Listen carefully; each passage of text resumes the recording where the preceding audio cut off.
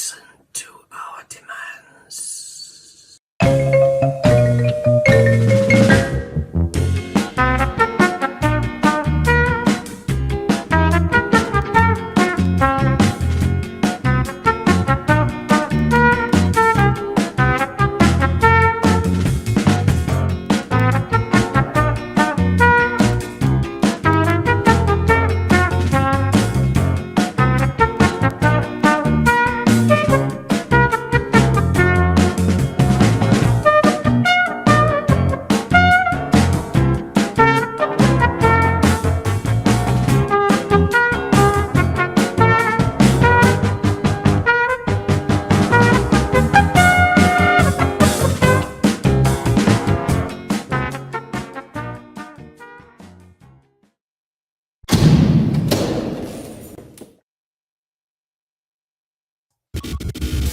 But yeah, I've come through the pixelations there. There you go. So Wednesday, 7 p.m. It's time for Doctor Who nostalgia.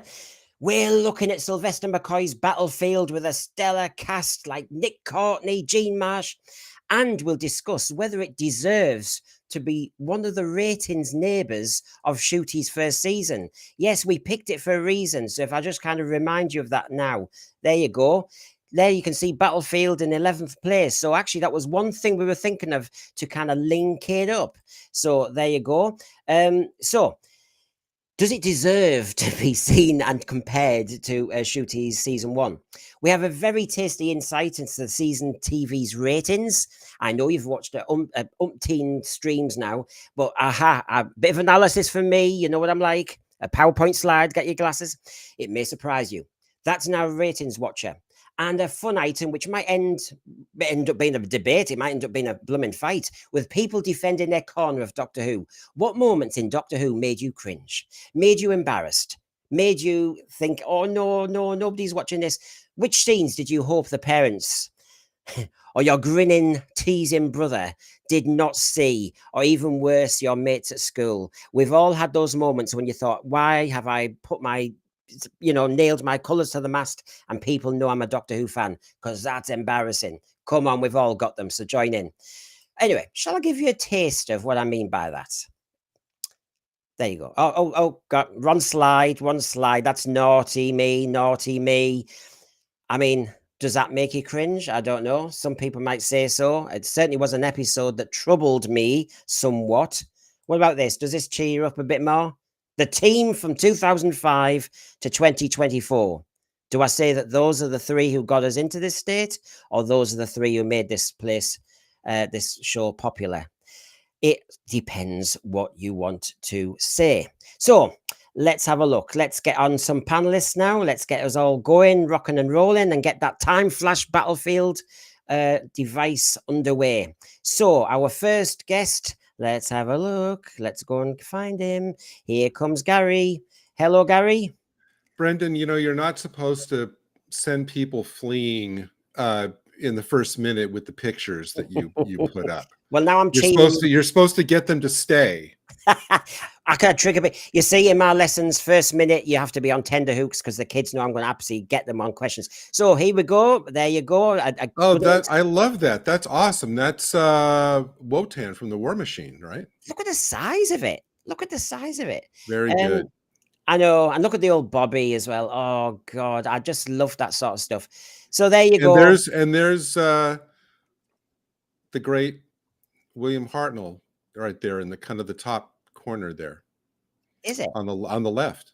Oh, yes. Sorry. I was looking at the other man who looked as though he had some sort of kind of lunchbox set up. Right. Okay. Let's see who else I can get on. She's been streaming. You know what she's like. She's been streaming away. Queen of the Walk. Here she comes. Ta-da! Oh, just like by magic.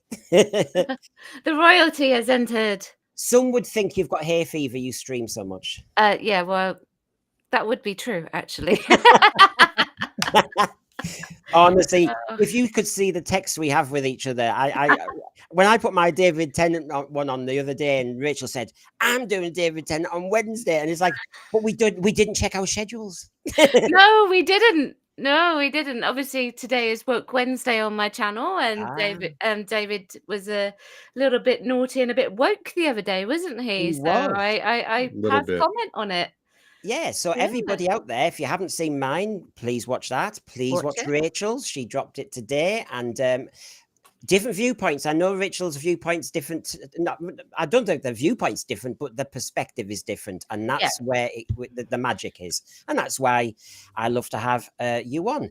What about that picture there? Then, would you know what that's from? I'm still kind of. I want to say that's no, it's not Keys to Marinus, is it?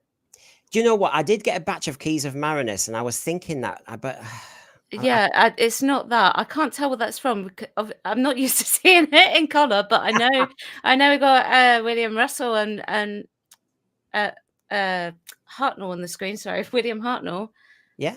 Yeah, first Doctor story. Which one is it? I thought it was Keys of Marinus, but Gary, No, it's any thoughts? Space Museum. Yeah, right, Oh. got you. Well, I've got another guest. That's Keys to Marinus. Solar One Sci-Fi podcast. Hello, Michael. Would you be able to know which one this one's from? Oh, do you know what? The thing is, though, I'm more into the 80s era. I know the episodes, I recognize the characters, but I know this is a bad start, but yellow card. No, sorry. I do this. I think it's because I'm older than everybody out there. So I never saw this live, obviously, and I certainly none of us saw it in color. That's the Keys of Marinus. Oh, okay. I'm fascinated with color pics or colorized pics. Yeah. As are some of the thread, or as I used to call them, the margin. Broken TARDIS, War Machines, the Faceless Ones, the Evil of the Daleks, all takes place on the same day. That actually is absolutely true. Story-wise, they do. Gosh. It makes you wonder if they're going to colorize all the classic Who eventually, like they did with the Daleks, and that had a very mixed reception, didn't it, when it came out last year, the edited version. So. Well, Michael, that was my thing. I wanted the colorized Daleks because I thought it would look fab. I didn't think they were going to do that strange editing effect. That's all. Yeah.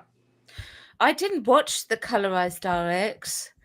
My dad did. He liked it, but I didn't go near it. Didn't you? So, Have you seen it yet? No, I still haven't seen it. So yeah.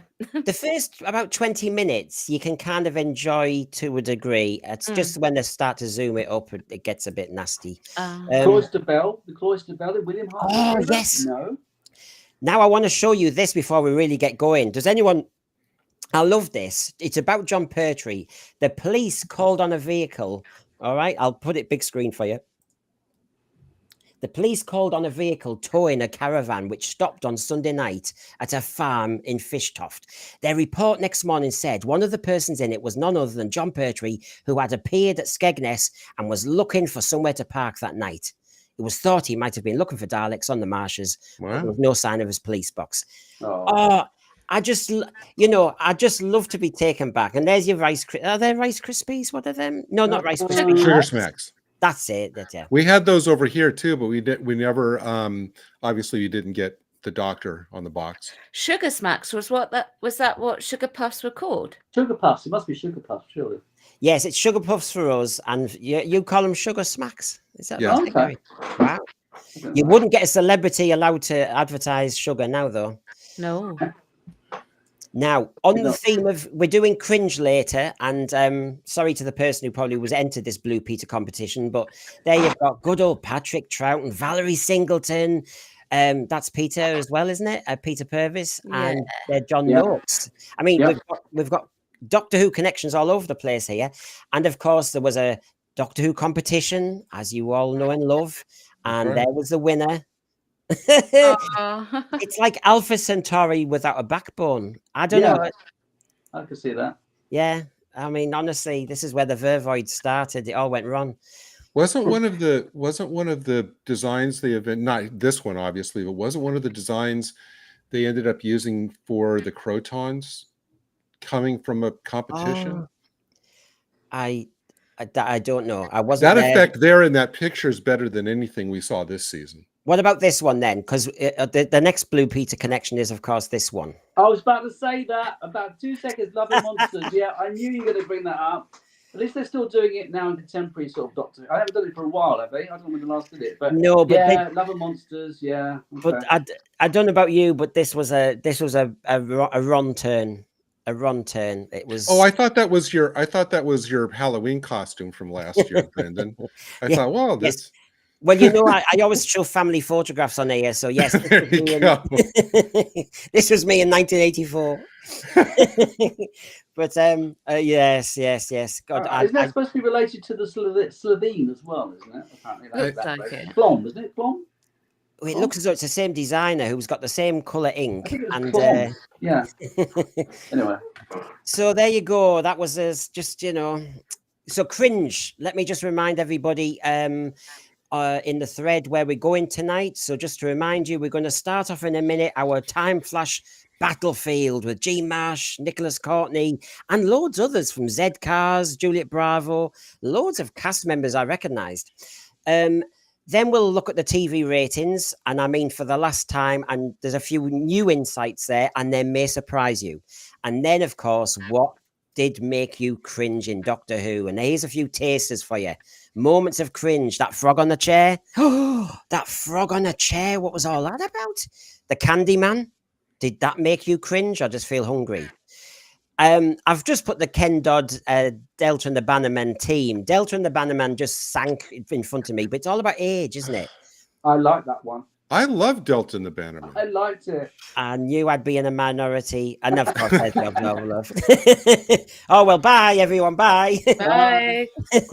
Missing you already. So, okay, then let's get on with you know what. It's Time Flash.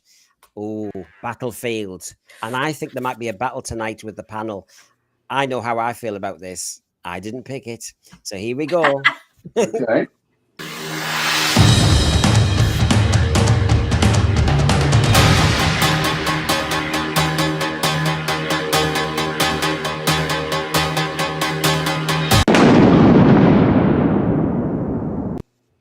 Okay, the starting pistols are off. The gloves are off. Actually, just before, a bit of housekeeping, I always forget. How can I forget? I'm 50 away. Come on. Now, there must be somebody out there who's winging it, who's just watching this stuff away, man. So come on then, get me to 1K, and then I'll shut up. And you can quote me. I'll shut up, right? Honestly, I'll go away. But honestly, I don't want to cry like Ncuti. So please just get us to 1K if you don't mind. Yeah, please. Hit So the slab. if you want to contact us, there's all those various places you can do it. Email really works for me because you can send those essays and ideas. And of course, I will want essays and ideas when it comes to our next few shows. So let me just remind you before we really get into it. And of course, our Sunday show, before I've had enough about talking about Doctor Who, From the Ashes. Can it be salvaged? Can it be rescued?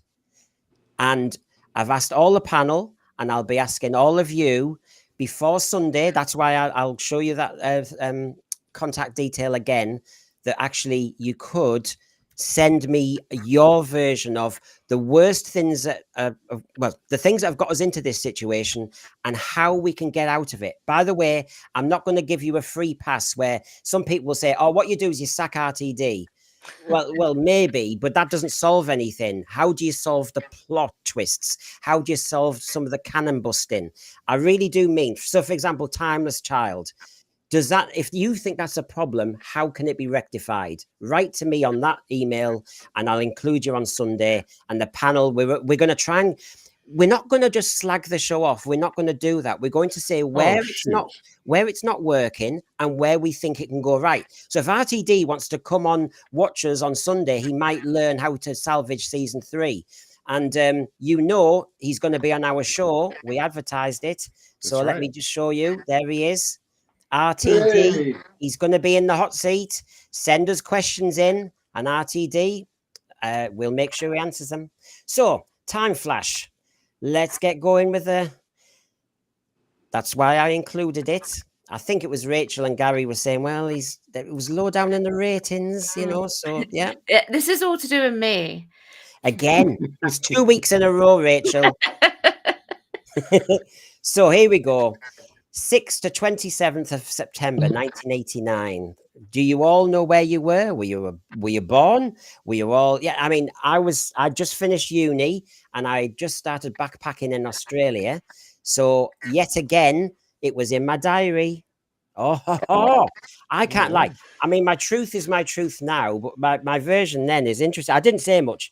Basically, the Australian pen pal who let me stay there, I was watching. Oh my God, they had all the Pertwee repeats, some of the Troughton ones. I had Tom Baker ones. I wasn't seeing any sun. Anyway, one day, this is on the 4th of Jan 1990. You got a pirate copy. We watched Battlefield, and I was very impressed with the effects, the acting, the dialogue. And I wondered why one of my uni friends in England said it was Panto. So, do I feel the same now? Well, we will soon find out. So, there you go. That's the setup for us. Just to give you a few bits of detail first. I had to look at the plot this time, actually. I mean, obviously, I watched it again, but I don't know. I'm a bit funny on the plot. Then, of course, we've got the cast members. And, of course, what did everyone think of that TARDIS interior? It was a drape. Yeah, it was really bizarre because it was the only time that season that we actually saw the interior of the TARDIS. Yeah. I didn't mind it. I could see it looked off because it was very dark. And I think Ace said something like, why is it so dark in here? And then they made...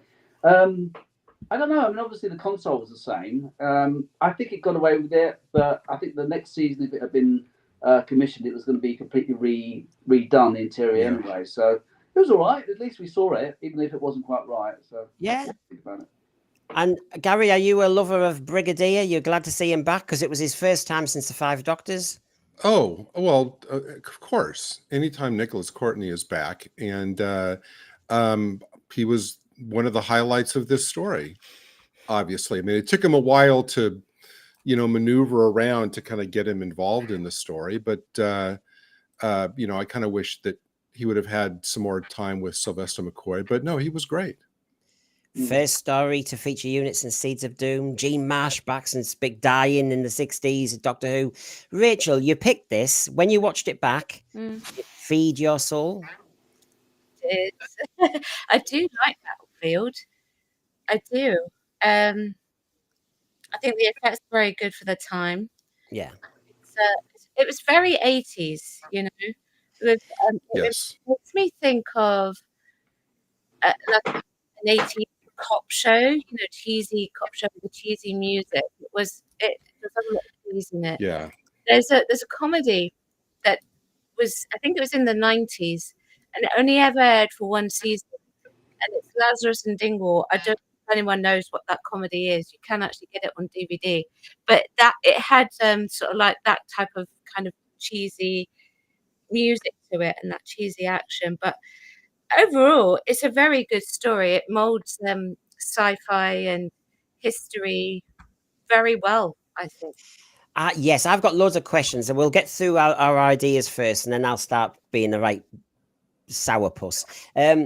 Because I've mentioned Cringe Doctor Who, over the oversea, he's getting in early. Can it get worse than Ingrid Pitt doing what looks like a drunken Saturday night karate kick on a paper mache Merca? Well, yes, I'd forgotten about the Merca. Oh, thanks for that over the oversea. I've just remembered it again. Yes, I know. That will take some beating. Obviously, Stephen Bellow says the Candyman was way better than the CGI suit tech. Too true. That's true. There's a time and a place for CGI, and actually that was not one of the moments. And Peter saying the Candyman was a good, lovely creation. I like the little, what was the creature, Sheila Hancock's little puppet in that one? I like that as well. He had a good death. Oh, Fifi. Fifi, yeah. Right. Good bit of mouth organ action. I really like that moody soul. Right. Okay. So Rachel likes the effects. I'm going to be asking her so much about the acting in this one, but parts 1 to 4, 3.1, and it built. It ended with 4 million. So it was one of those that grew. And when we get to our ratings watcher, will we be saying that about season 1 and actually our analysis of it all? So 3.1, and you can see that the second night was obviously better for Doctor Who. When it was in the week, it was maybe not against Coronation Street, because part 2 and part 4 just much better. But the average... I found in kind of looking it up about the reasons for the low ratings of part one. It was against Coronation Street. It was also against an England World Cup qualifier football match. And apparently, especially for this story, the promotion budget had been kind of depleted. And so that's why this story got no publicity. I think they were saying they were saving some of the publicity money for Curse of Fenric later because they thought that's the one we really want to tout. And yet, look, it did look expensive for Doctor Who then, didn't it? I mean, lots of outside broadcast. That house, I mean, it just fitted the Brigadier in retirement, I thought. And it was great to see Angela Douglas. I remember her in Carry On Up the Khyber. Yeah. Yeah, the only thing I remember, though, as you watch the new Who now with, obviously, the Brigadier's daughter, you always kind of wonder where, obviously, it wasn't thought of at the time, whether the Brigadier could have had a daughter and she was at boarding school or something. I don't know how old she would have been at this point in 1989. But, of course, you know, that was never addressed that the Brigadier had any children. And so that's the one. Yeah. It's not the fault of the show, but as the Brigadier's daughter was invented for New Who, it's kind of, you always kind of wonder about that. I mean, by the way, before we move on, Battlefield, it was great to see Nicholas Courtney back, and in the end, it was his last part as the Brigadier in the main show. But did it serve him as a character? Do you think Battlefield in the end? I think it was nice to see that he was obviously retiring, and he was, you know, he had so many adventures with the Doctor and unit and everything. It was nice. I think it was just great that they brought him back, especially at the end of the old classic Who, just right near the end. And I agree. I think it also finishes him as a hero. He sort of finishes on a high. Yeah. With what he does at the end. Yeah. Which you don't often get to see him do, so it was nice to... Well, resolution, wasn't it? Yeah. That showdown at the end was really well done. Just him standing there with the gun against the screen. Yeah. And he knows the Doctor well enough that the Doctor's not going to do various things that'll kill. So, yeah. He did. Over the Overseer, Battlefield aside, how amazing was Jean Marsh in this? I mean, you know, gosh, really, really good. I mean, there's some great cast members that we'll talk about. John Yulden, who I was talking to today, Battlefield is a favourite of his. He's also told me which are his cringe moments that I'll mention later. He prefers he was saying this to me today, and I was thinking, John, if you're asking me to watch an extended version of Battlefield, you're pushing your luck. I mean, well, the one thing I've got to say is I was rewatching it last night. I was struck by the scene where when the brig first shows up and sees Jean Marsh, and she's there at the grave site with the soldiers kind of doing honoring the dead. And then she comes down and it's the camera shot with the two of them together. I thought, wow, that's the first time since, I guess, 1965 in the Daleks master plan, when they were both in that story as characters who are actually brother and sister. She was Sarah Kingdom and he was Brett Vian. And I thought, wow, this is the first time that they've shared a scene together on Doctor Who in 24 years at that point. Gosh, right. Gary, I forgot the bleeding obvious of that. Yes, sorry. I forgot that. I mean, John Yulden was telling me that scene, that all the remembrance stuff was cut out. And because watching just the version on iPlayer again today, I thought it makes no sense to me, that moment when she said, the next time I see you, you know, you'll be, you know, my mortal enemy and I'll kill you.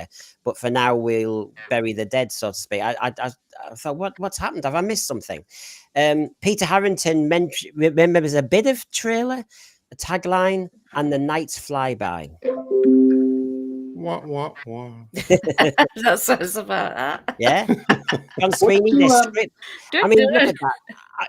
I think it was the lack of three-dimensional TARDIS walls where you thought, oh my God, the money's gone somewhere else. But yeah, I know. They were made. I ask you, what did you all think of the female Brigadier character?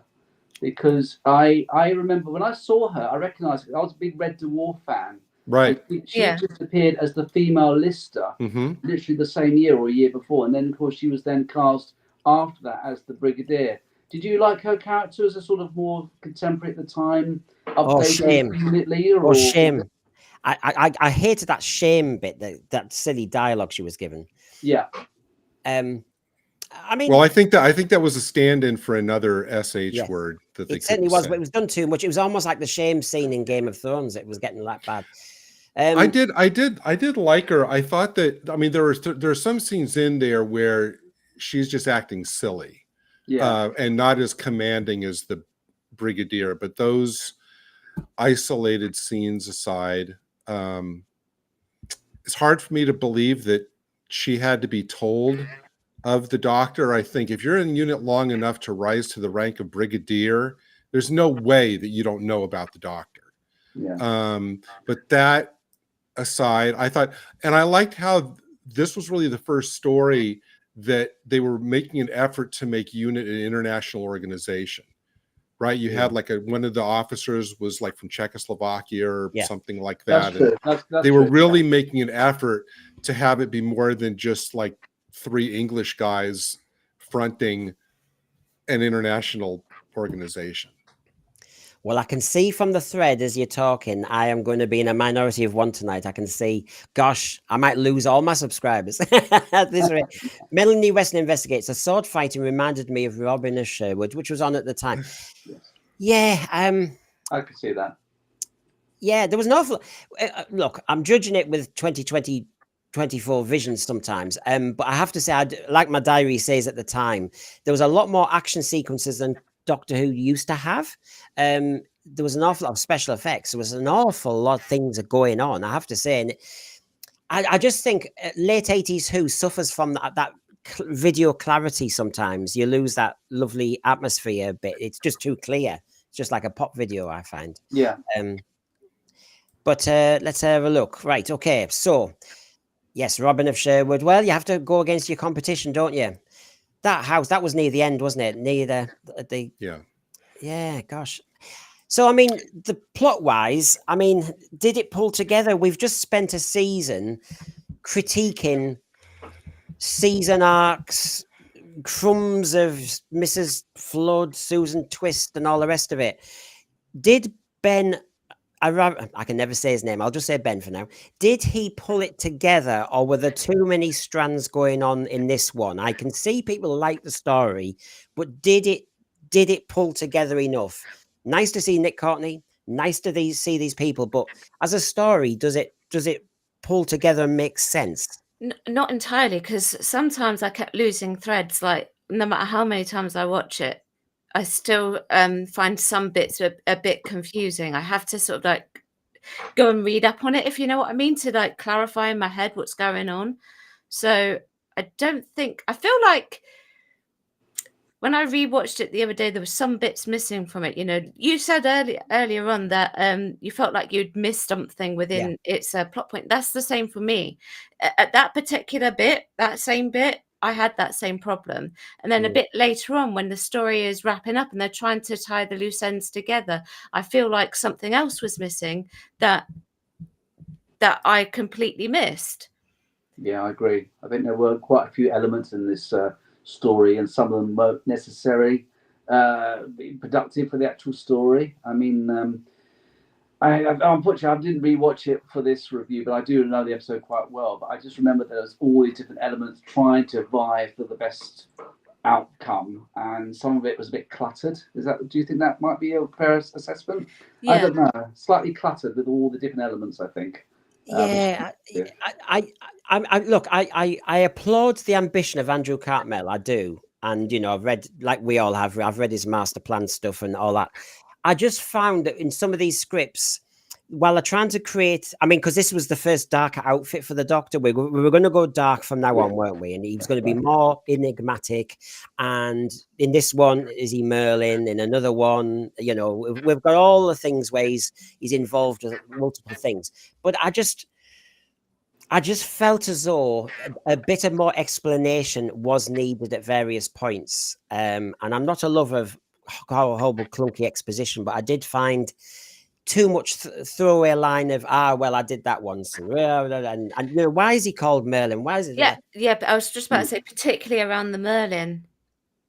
Yeah, because I know they sort of do a little bit at the end, but it was kind of.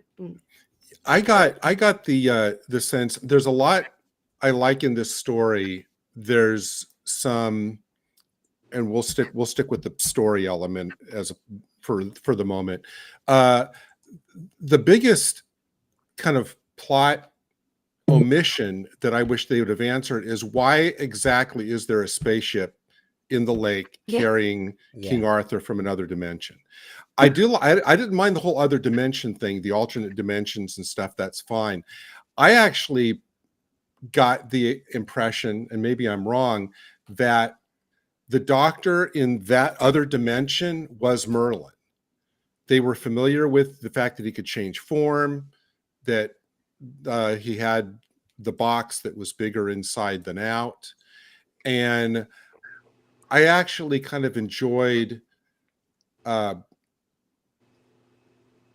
McCoy Doctor kind of having to play catch up and doing a lot of bluffing, because he knows that he's not the Merlin of the other dimension, but he has to kind of, play along with it and kind of bluff his way through it. I mean, there are a lot of moments I did like. I liked Jean Marsh's Morgaine. I like the fact that she's evil. I think the story does require you to know a little bit of the basics already of the Arthurian lore. They don't bother explaining to catch up. They don't bother explaining who Mordred is. They don't bother explaining what Morgaine and Arthur's relationship is. You kind of need to know that going in. I like the fact that Jean Marsh played Morgaine as evil and not overly campy. I did like the fact that when she cures the wife's blindness as payment for the debt, I thought that was really a nice touch. And I like the fact that she seems genuinely sad at the end when she learns that Arthur's dead. And I really like the idea of the Doctor leaving clues for his younger self. I wish they would have done that more. I like that part. I have a question about something. Isn't it the case that the Doctor can only exist in one universe? There isn't parallel Doctors in other dimensions. Isn't that a Doctor Who law? Because I remember, wasn't it the Inferno there was obviously the alternate Brigadier, I think it was. Yeah, everybody in Inferno had a doppelganger except for the Doctor. Yeah, but isn't it that time laws in Gallifrey, it doesn't exist in multiple dimensions? Is that something I'm misunderstanding, or does anybody know anything about that? Do you know what? And it's become so much murkier now, hasn't it? After that bi-generation nonsense that he said. Let's not. I mean, please. He couldn't resist. I can't resist. It's so close to me. I have to say, and I know I might be in a minority of one, but that makes it a nice, decent debate. So let's explore some of this. We've been talking about some of the cast members and the storyline, maybe in parts not quite pulling together. I struggled. I mean, me and Jamie watched it, and we thought it was a little bit like amateur dramatics, a bit theatrical. Mm-hmm. Now, whether that's Doctor Who of its time, and you've got to be aware of that. I mean, tell me some Doctor Who stories in classic that didn't have a theatrical feel to them. But just judging it because everybody thinks that we just slag off season one, or we just, I am honestly critiquing classic Who too, and I had a problem with Shu Yun and Ace. I had a problem with all that. Why she was in? I mean, I didn't understand why some of these characters were in. It wasn't really explained. I always found, and now here we go. I'm going to be killed by the thread now, and you lot, because Ace is not my favorite character. Really? I like Sophie Aldred, and I've met her.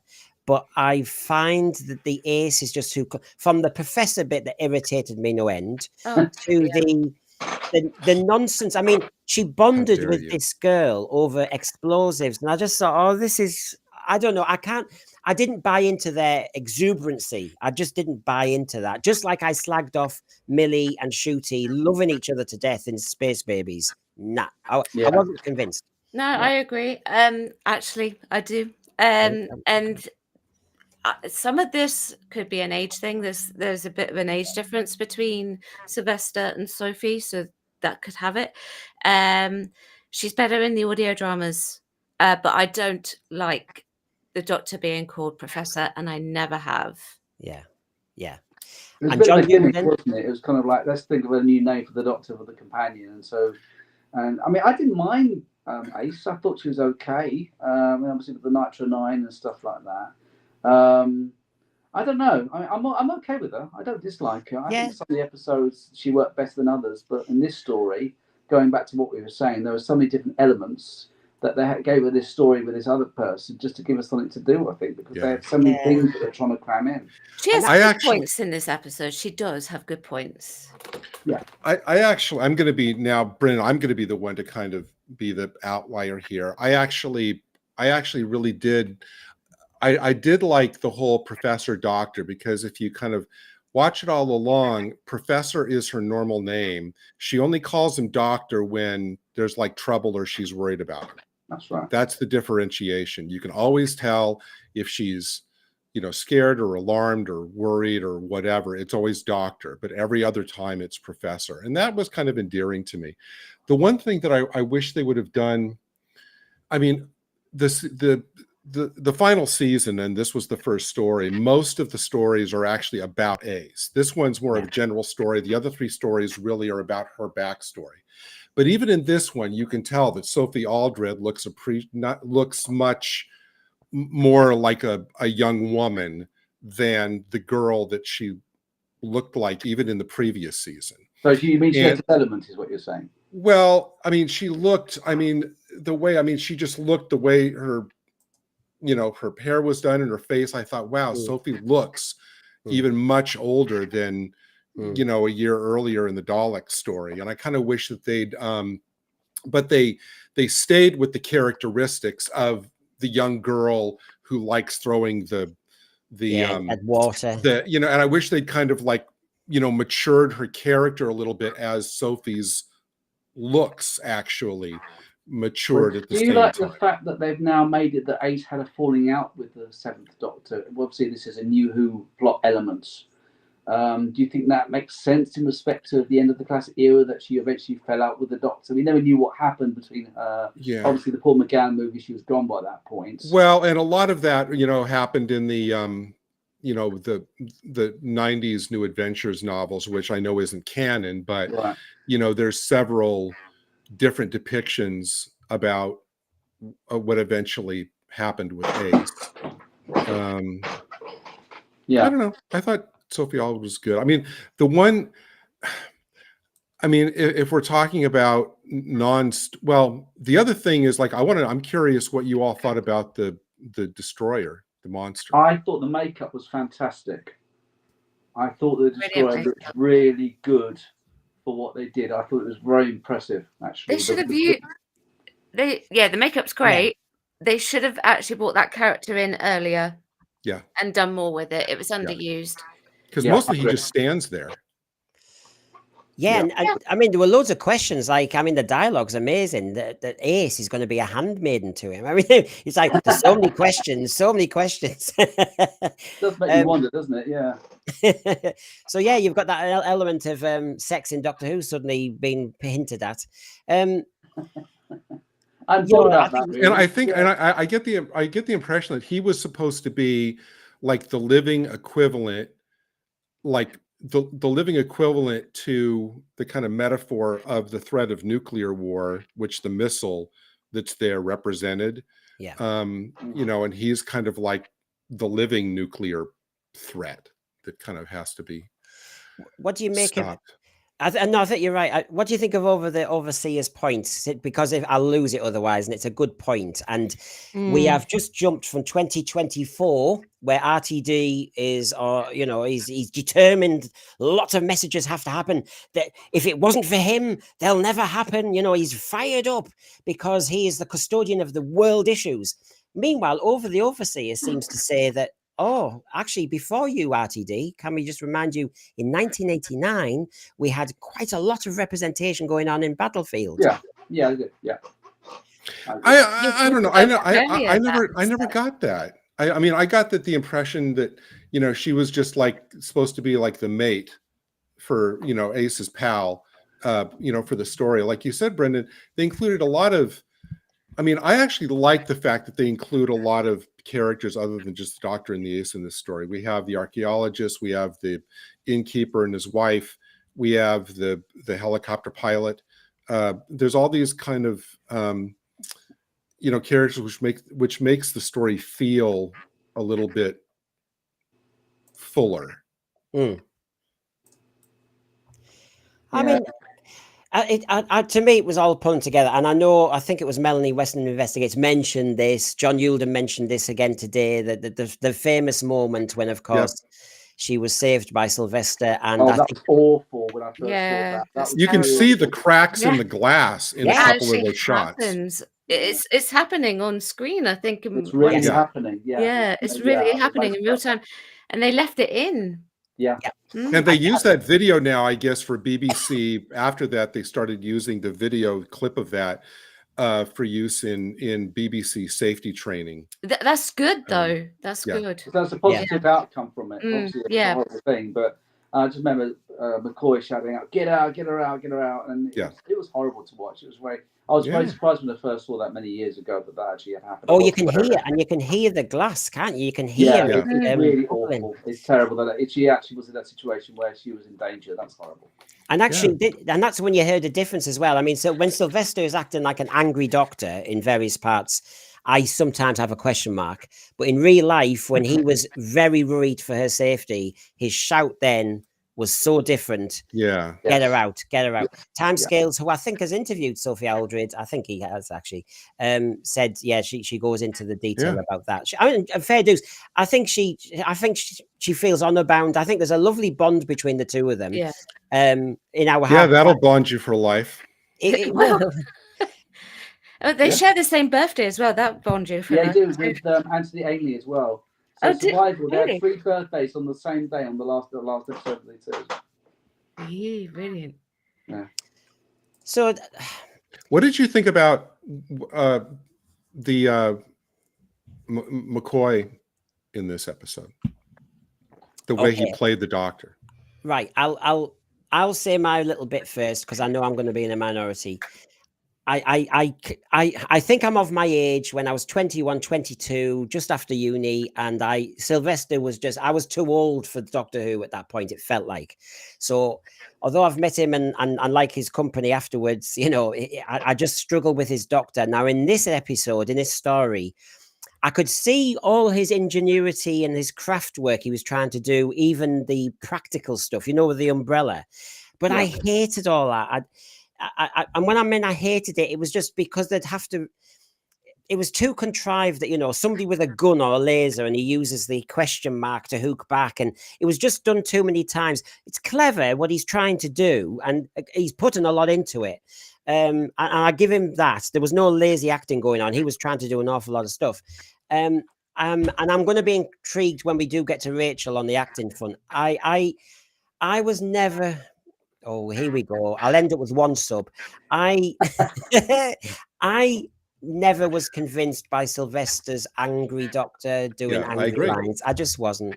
But I loved all his ingenuity and I knew he was busting a gut and he did want to make it go darker. And I agree with that. In fact, I think Doctor Who should go darker now as well. Yeah. I mean, he was always, it came across to me as a bit sort of lightweight after the very brusque Colin Baker and the way which I liked, as I've already said, I was a big Colin Baker fan, so I did take a while to adjust to his doctor, and it makes me wonder whether if they'd have actually had more of it, and they were going with the dark element that you just said, but if they'd have actually maybe done that in his first series, it might have kept some more people watching the show. I don't know what you guys think about that. He was always a bit like with the spoons, and I think he's trying to emulate Patrick Troughton to a degree, but try to make it unique. But it never quite worked for me, perhaps compared to some of the other 80s doctors. I think that McCoy is great when he's quieter, whether when he's quiet in kind of a contemplative scene or when he's quietly angry and threatening. But when he switches to running around shouting, I think that wasn't nearly as effective as when he's quiet and angry. I mean, I mean, I'll be intrigued, Rachel, what you're going to say, because in the thread, they were talking about the director. Oh, here, Peter Harrington. Shame there wasn't another series. The director was going on also. And then there was director mentioned earlier. I can see in rehearsals that Sylvester will say, "Oh, I could do that with this prop, and I can do this." He's really trying to Yeah. carve out a character. The Yeah. thing is, I think his ideas were great for the stage, but not for TV, because it by having to hook this and do this and do this, it's all very intricate physical play, and it actually slows down the actual speed of the scene. I just thought it looks as though it should be on stage. Did he predominantly come from stage? Was I he on don't know what his children's film program, career wasn't was like before that. Vision On, Yeah, he was on a BBC children's show, wasn't he, or something? yeah, Vision On. Yeah, He he did all used them. to stuff ferrets down his pants. Yeah, he did. He did mad professor experiments on that show. But But they've got that element. That's what they thought of with the Doctor for when they brought it back after. They wanted more of a comical kind of Doctor, and maybe more accessible to a younger audience. Going back to the contemporary Doctor, where that's the same sort of perspective, and they lost some of the longer term fans. Is that possibly accurate analysis, or what do you guys all think about that? What was Sylvester McCoy's Doctor? Yeah. Yeah. So Jonathan Nathan Turner, he liked opposites, didn't he? Yeah. Yes. He liked doing the opposite. And Colin's Doctor was very, it was very brash. It was very loud, a complete contrast to Baker. So, to Baker, sorry, what am I talking about? To Peter Davison. So I think this would have been the decision on JNT. And he would have got Sylvester to go down the comedic route. Maybe Sylvester found that wasn't really working for him, so he wanted to actually start pulling it to the darker stuff. Now, when I think Sylvester is very much a method actor, you hear his interviews on Big Finish, and you can tell he loves getting into the head of the Doctor. He really loves all of that, and he relishes all of that. And with any character, in fact, when you see it with Radagast in The Hobbit, you can tell he really dove into Radagast's mind, and he asks himself these questions, which takes him in the direction that he wants to go with the Doctor. So he's very much method. Yeah. What do you think? Yeah. What do you think of this, Frank? Hello, Frank. Hi, everyone. Did you notice in the final scene with Morgaine, Sylvester had tears in his eyes when he says, "I'm sorry, Morgaine." Interesting. I noticed that. Yeah, I'll have to look back. I mean, but the thing about his first season, the first season was really like a reset season for the show. I mean, I'm not only because of all the backstage, the hiatus drama, but season 24 was like the first season in many a season that wasn't kind of mired in the mythology of the show, where all the villains were either Time Lords or old villains or whatever. It was basically kind of a, cleaning the plate and kind of making it more of a, general kind of children's / family show. And then his last two seasons is when Andrew Cartmell's kind of plan and the writers that he wanted to use came in, and the stories started to become more multi-layered and kind of serious again. But I think Sylvester needed to pull back. Sorry, I'm just following my own thought. I think Sylvester needed to actually pull back some of the expressions that he used for screen. I think it was a bit OTT in some respects. Sorry, I have just totally followed my own thread. Mike, you carry on with what you're going to say. Thank you. No, I was just simply saying that obviously Doctor Who, one of the nature elements is that the Doctor Who does try to reinvent itself.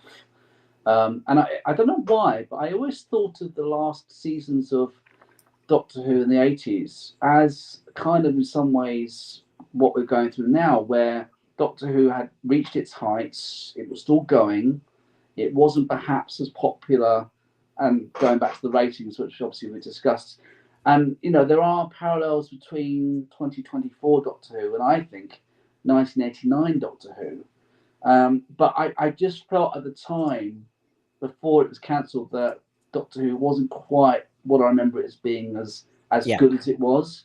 Yeah. And I've got that same feeling now in 2024. And this is why, Michael, I think it was a good call out by Rachel to do this. Actually, it became more of a genius choice the more I looked at it, Rachel, because actually, yes, the ratings, you want to do a comparison, but equally, I think, as Michael's saying, this series seems to be at a similar place, and even the Doctor, because bless him, Sylvester was able to talk to Andrew Cartmel and say what he wasn't happy with, and he wanted to go darker too.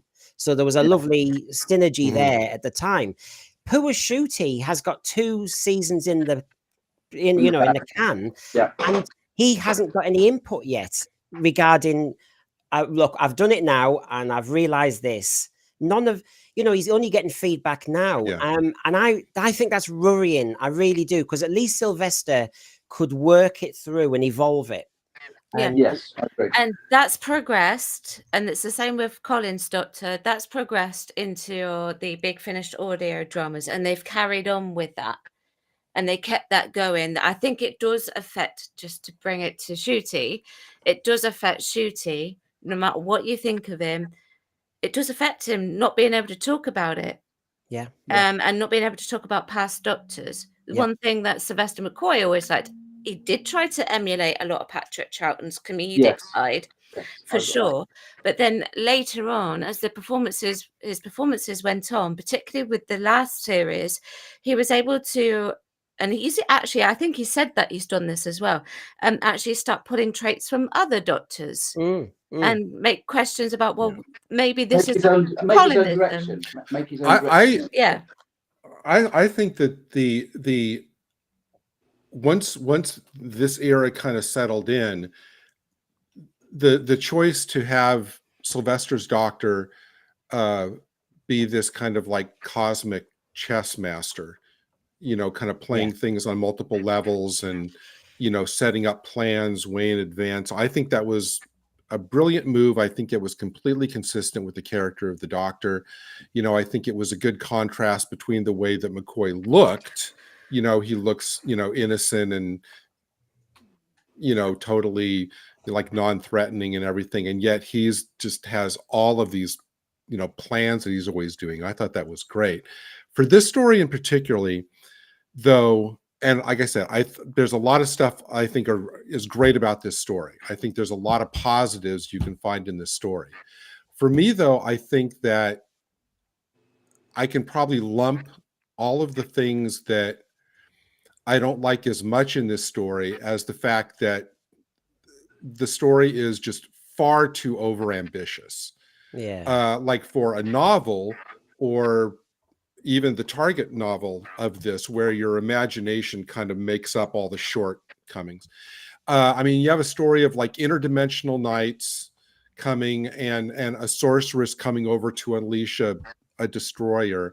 And, God bless them, the budget was never going to be able to effectively visualize that. And usually, I love classic Who way more than new Who, because I can usually allow my imagination to meet the show halfway. But for this episode, it was kind of particularly hard. What I was thinking as I rewatched it is that this was in 1989. This story really kind of effectively needed the budget and the look of, if you remember the John Boorman movie Excalibur from 1981, at the other end of the decade. If we would have had that look for everybody, because here they got some of their armors from prop suppliers. Actually, a few of the props from Excalibur were used in this movie. But the thing that's dire for me, I just thought the fights, and I don't know if I put this down to the director or what, the budget. I think it's a combination of both, the direction and the budget. The fights are just staged.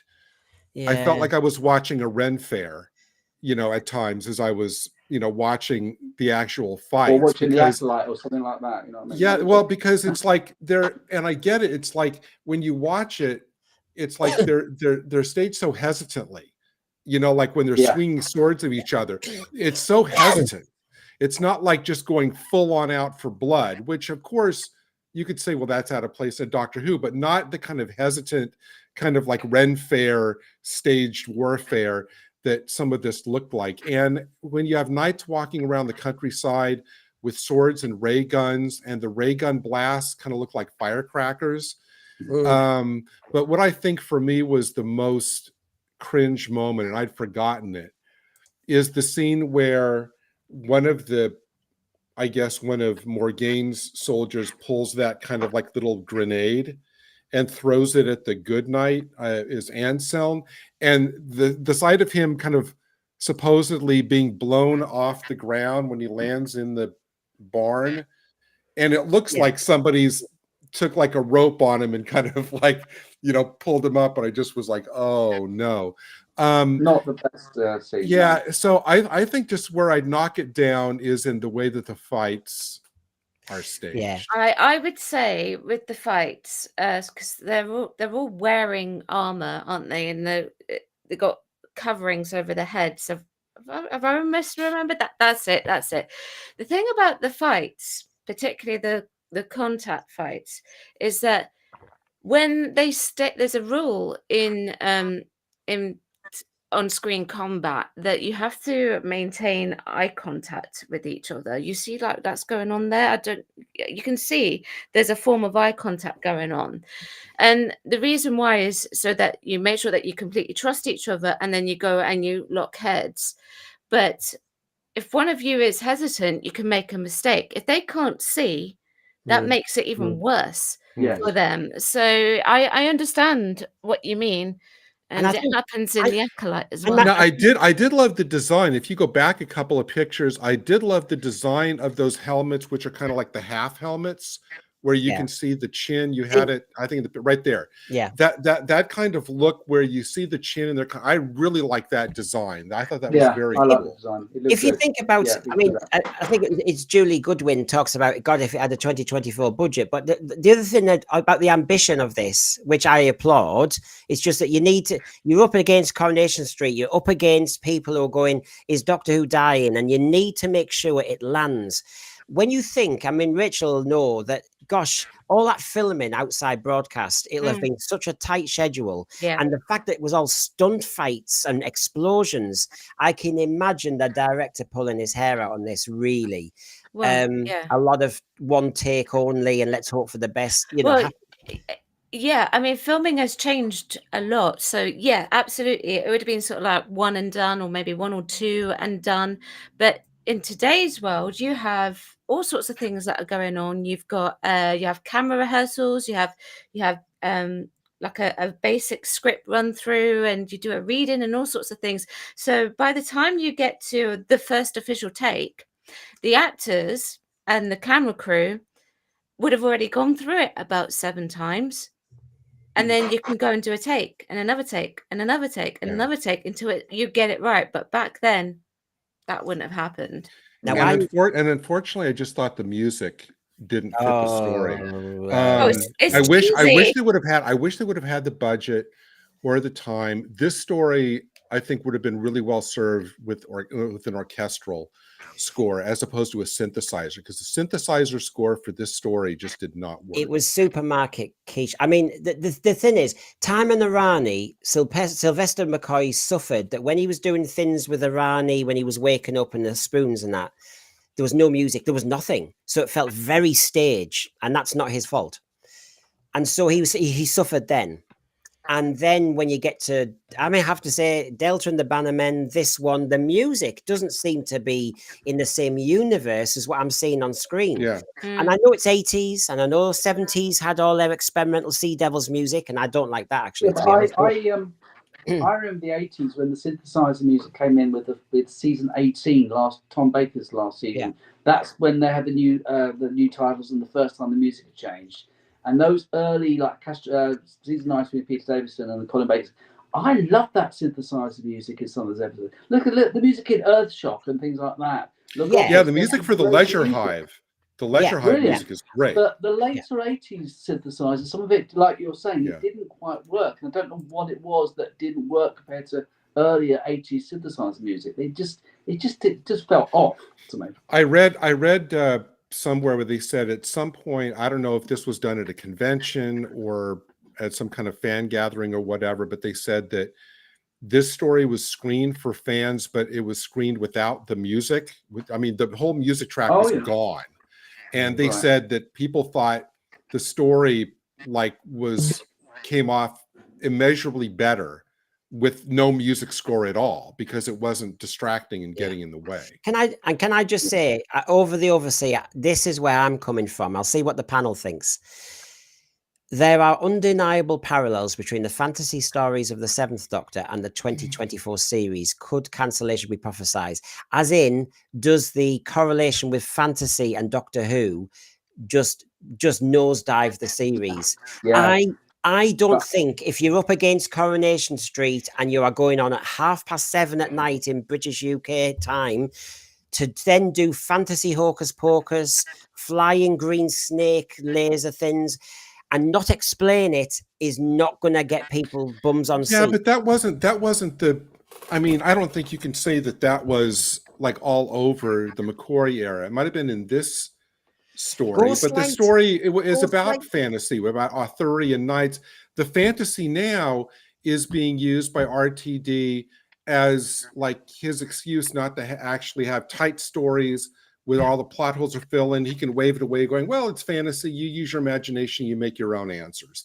That's apples and oranges. I just think when you make parallels with other stuff like myth, legend, and all the rest of it, the writer needs to make sure the ambition is pulled back so that each explanation and justification lands. Otherwise, the casual viewer who is not going to do a rewatch will just go, this isn't pulling together. This is Doctor Who when it goes stupid. I'm turning over. And I mean, we've said enough about this season one where the loose ends aren't pulled together. In fact, it looks as though they've been done on the back of a fag packet. This one, I don't blame Ben for that. I think what the writer's done here is had just too much he wanted to deliver in 4 episodes. I have to ask that. Do you really think that perhaps fantasy is less accessible than a proper science fiction story? I mean, obviously we're talking about Battlefield, but as you've already said, it had more of a fantasy element than a science fiction element. And the current season just finished had more of a fantasy element, and it's less popular. And I just wonder whether... Go on, Rachel. Oh, I was going to ask, sort of like thinking along the same sort of lines. Do you think it's because maybe with the fantasy element, it's not really something that you can cling on to, whereas when you're presented with sci-fi and or history, you have something that you can cling on to and you can relate to in some way? I'll defer to the demons, which is the way that the Doctor Who series should approach fantasy. It's the battle between, like the battle between Doctor and Joe in that story. The Doctor's looking for the rational science fiction-y explanation to explain the more fantastical stuff. That's how this should approach it. Fantasy supernatural is not a given in the universe of this show. There's always an explanation behind it. That's what it should stick to. I think this story, you can kind of get away with it, because if you're going to do an Arthurian story, you can't get away from those kind of fantastical elements. And the fact that they couched it by saying, well, they're all coming from another dimension where maybe, these rules do operate. I mean, I bought that. I thought I was fine with that. I think this is where I think you go fantasy, you've got to be very careful with it. Obviously, with my English teaching background, I think if you look at The Hobbit, Lord of the Rings, you've got a map there. As a reader, you can keep going back to that world and its rules and its geography. If you're going to script write fantasy for TV, you need to somehow make sure all the logic and context is delivered. And we think about when you if you did ever read a fantasy novel, you kept going back to the map. You kept going back to sections to get yourself acclimatized. And I just find TV doesn't do fantasy very well. Game of Thrones has got away with it because it went into more of the it felt more historical fantasy, didn't it? It built worlds. Every kingdom had a kind of rule. but Doctor Who's just wham bam, thank you, ma'am. You know, we're going to do Battlefield for 4 weeks, and then bang, we're out and do something else. And they haven't got time to world build, and therefore you think, shall we really touch fantasy at all? Can I just interrupt you 1 point? My phone's nearly out of power, so I've got to just time out for 2 seconds, get my charger in the phone, and I'll be right back. All right. Certainly. So just give me You 2 may minutes, guys. find we have dabbled with what's called an interval. Well, that was, I mean, have you got anything on Battlefield you want to say? I mean, I'm trying to hold back a bit because you can see I feel as though I've got a negative vibe on it. I thought overall, no, I'm glad that Rachel picked it. I think there's a lot of worthwhile, things in it. No, it's an offbeat McCoy story. It's not as good as the other 3 stories in this season, but I think there's a lot to like about it. It was well worth looking at for the obvious reasons, I think, and where we've just come from as well, I have to say. And it is on that chart. And so it's interesting to think, right, okay, we've seen the season. Does Battlefield compare? Does Battlefield look better and just not worthy of those ratings and those numbers?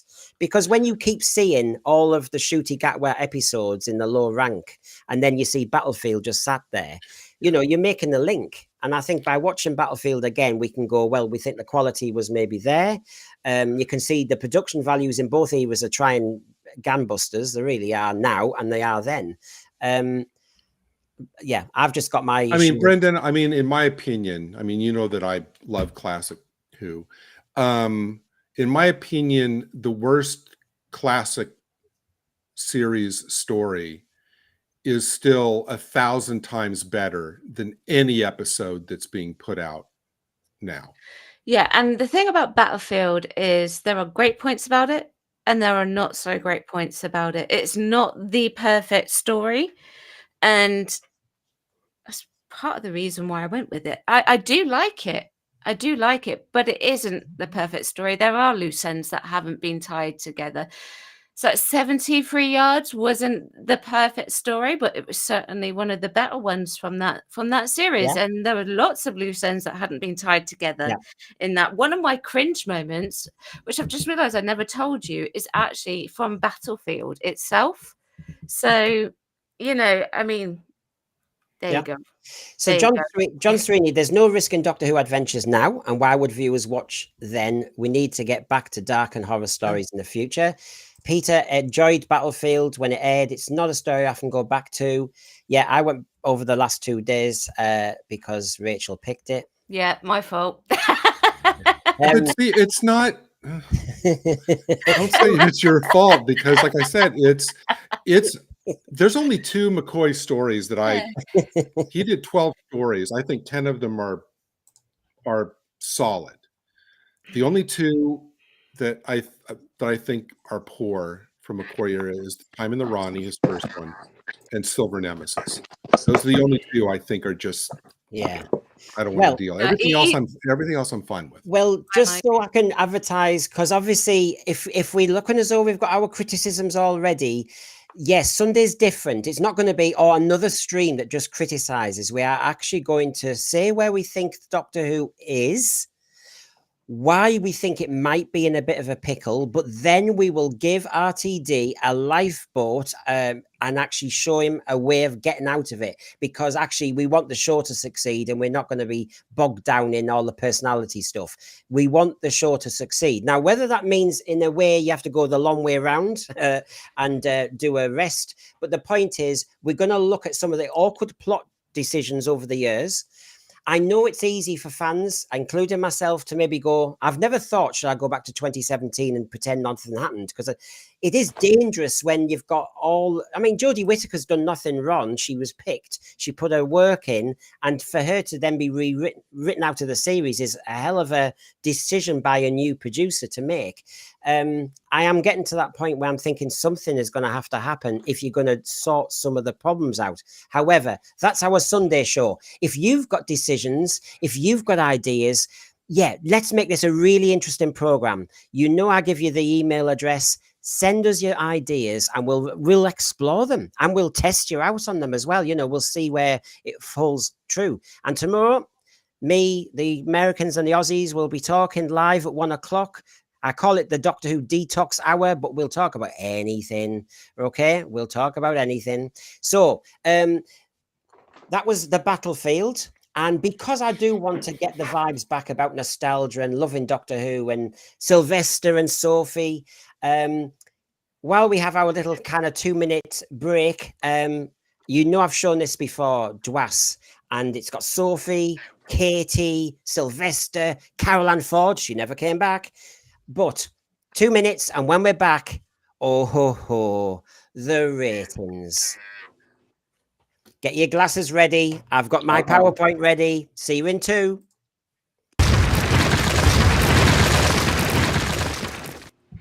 It's for the kids.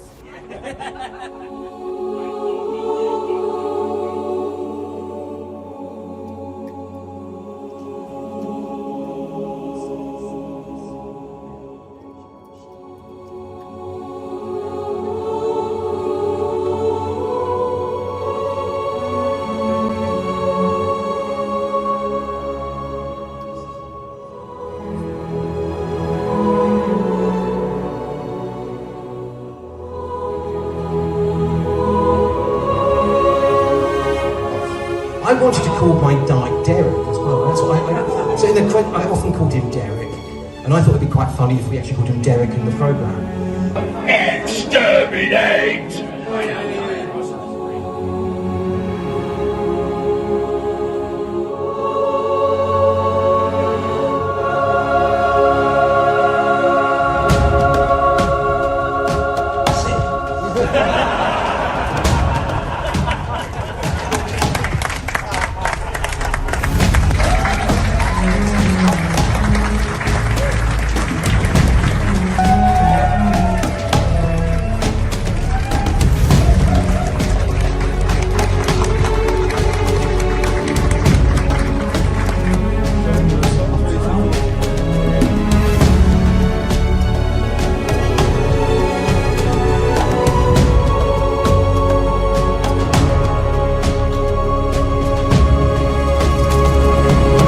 This is how he gets the steps in.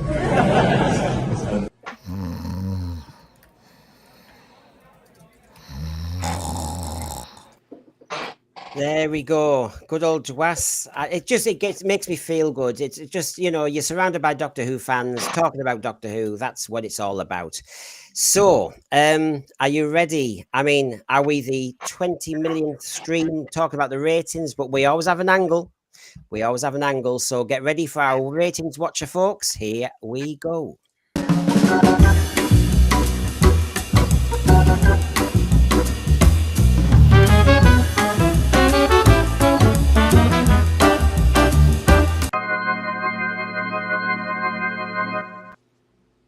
Okay, scary monster music. It didn't really improve too much, did it? Okay, let me just show you the bold facts and then we'll get our glasses on. Here we go. So, nothing new here. I'm not reporting anything new on this slide. I just want to kind of be tidy. So as you can see, on the episodes 1 to 8, whether it's overnights, whether it's the +7 TV only, or it's the consolidated over the different screenings over that first week, you can see where it dips per week in red, and you can see when it has a kind of revival of slight versions like episode 4 when things went up, and episode 8 and some on episode 6. Now I just want to show you that for a moment. And of course, Empire of Death, we got in the end, we got 3.69 for the consolidated overall. We'll chew over that in a moment. Now, this is where I want to take us. Here we go, folks. So take a look at this and let's kind of chew the fat. So first of all, let me just show you. So you've got your overnights and everything there. All the 8 episodes are in green, apart from 2, which are the Dr. Light episodes. We've got the bold figures of overnights, and then the difference in the +7 TV only, how much they're built. And you can see, you know, Boom did well, 1.3, it added extra, Rogue and Dot and Bubble a lot less. You can see the difference between Space Babies and Devil's Cord on the +7 TVs. So, for example, it dropped 40,000 from Space Babies to Devil's Cord. Devil's Cord to Boom, it dropped by 290,000. From Boom to 73 Yards, we had an uptick, and again from Dot and Bubble to Rogue. Okay, but you can see even on the any screen, so to speak, tablet and all the rest of it, that while the figures are all up, because there would be, wouldn't there, because they've added to the overnights, but if you look at it, the average is it's under 300,000. It adds, that's just it. Nothing fab or groovy about it.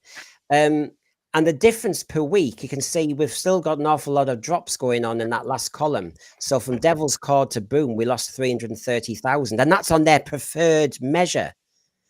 You then got a drop from 73 Yards to Dot and Bubble of 680,000 on their preferred measure. The dramatic one up, to be fair, was Boom to 73 Yards, going up by 480,000 on their preferred measure. But the other thing to look at, everybody, at the bottom is from Space Babies to Empire of Death. On the overnights, we lost 350,000. That's 13.5% of the original audience.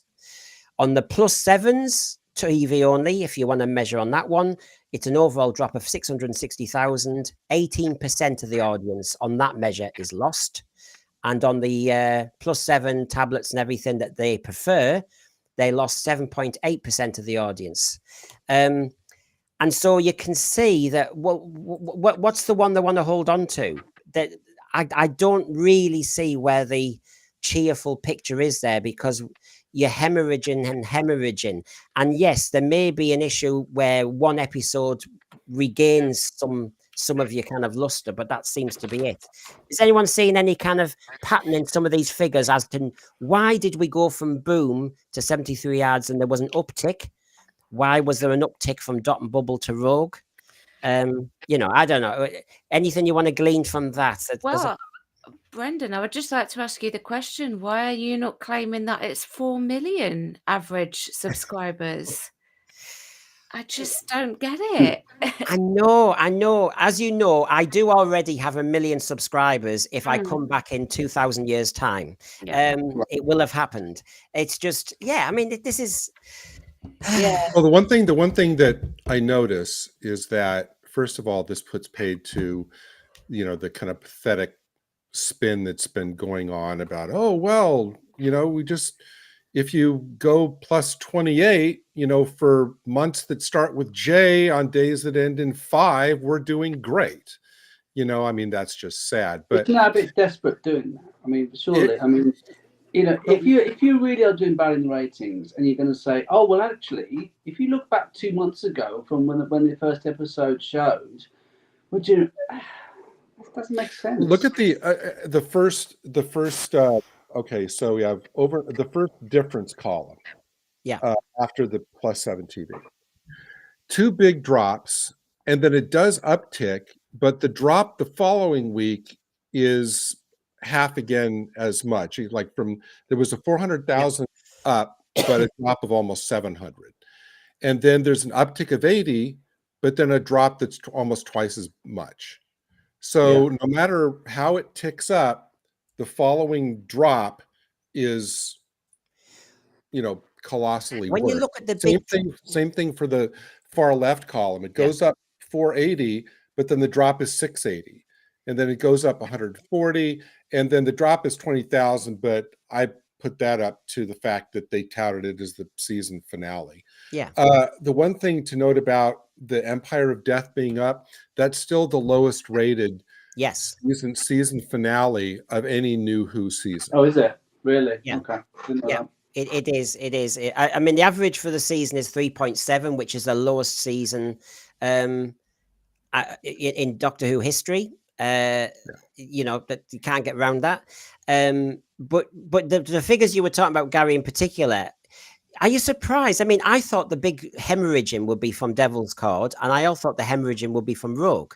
Yeah. But as you can see here, from 73 yards, after the 73 yards, that's where you get those dramatic drops of 670 to 680,000.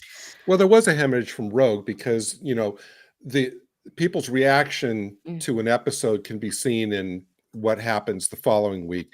And with Rogue, the plus sevens fell 130, and then plus sevens, it only dropped 20,000. But I mean, Rogue did have an effect. People just didn't like. Well, there's two ways of looking at it, Gary, I suppose. Is something happened after 73 yards where it had a hell of a drop. Undeniable. On their figures, everybody, if anybody in the thread is thinking, are we just having a little rant? No, I'm just using their figures and their preferred figures. I'm sticking with them. I'm actually not saying much about the overnights, you may notice. I'm using their preferred method. And in their preferred method, the drop from 73 yards is quite stark. And where me and Gary, I suppose, are still on the same page is something happened to 73 yards, but Rogue didn't really pick up too much because from that massive drop, you only go up about 80 grand. It's not an uptick, is it? You've still lost those people. So, I mean, is it evident that there's going to be a drop the week after if the previous episode was unpopular for whatever reason? Yeah. Right? Now, I personally, I think that my favourite episode of the season was 73 yards. And according to your thing, it then dropped to 212 with Doc and Bubble. I guess it's down to the individual. I mean, I suppose it's obvious that if one person watches it this week and says, "Oh, that episode was terrible," it's on the next Saturday. "Oh, I can't be bothered to watch that. Let's put something else on," I guess. But it's interesting how the viewing numbers go up and down, isn't it? It's very strange.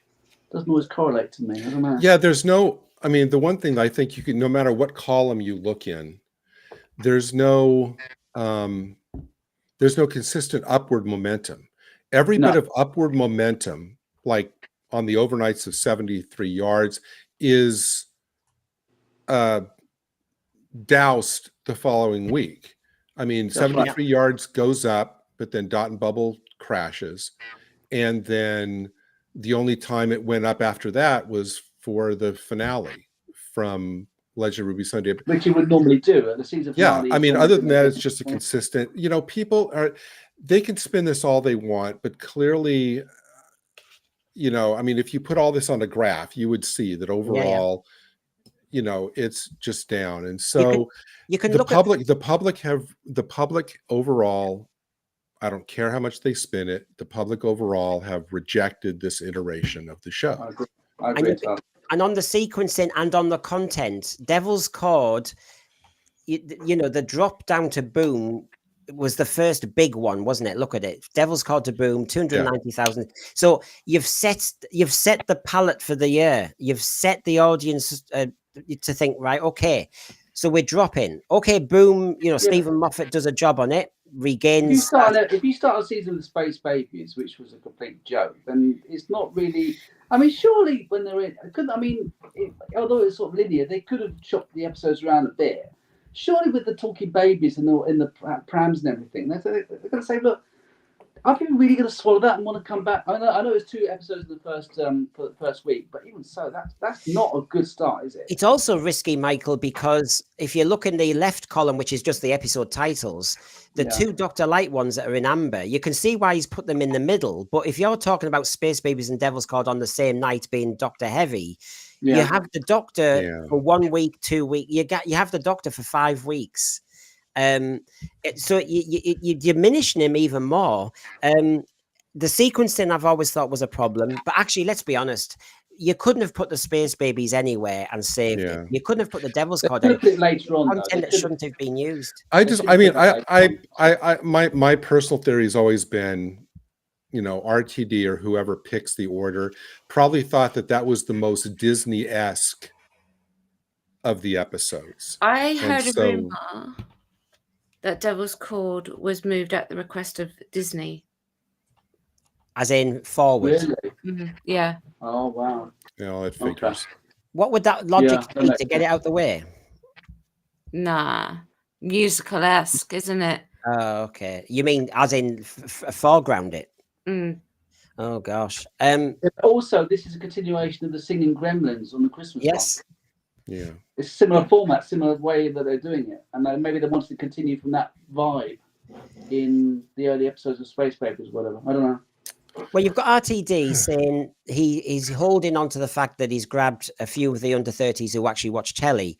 But you cannot say that Julie Gardner, when she said, we've got Disney, so we want to be bigger, we want to reach globally, that when you look at every one of their measures, the ones they don't like and the ones they do like, for the overnights that they can't stand, it's down 13% of their original audience. So that's wrong direction. Yeah.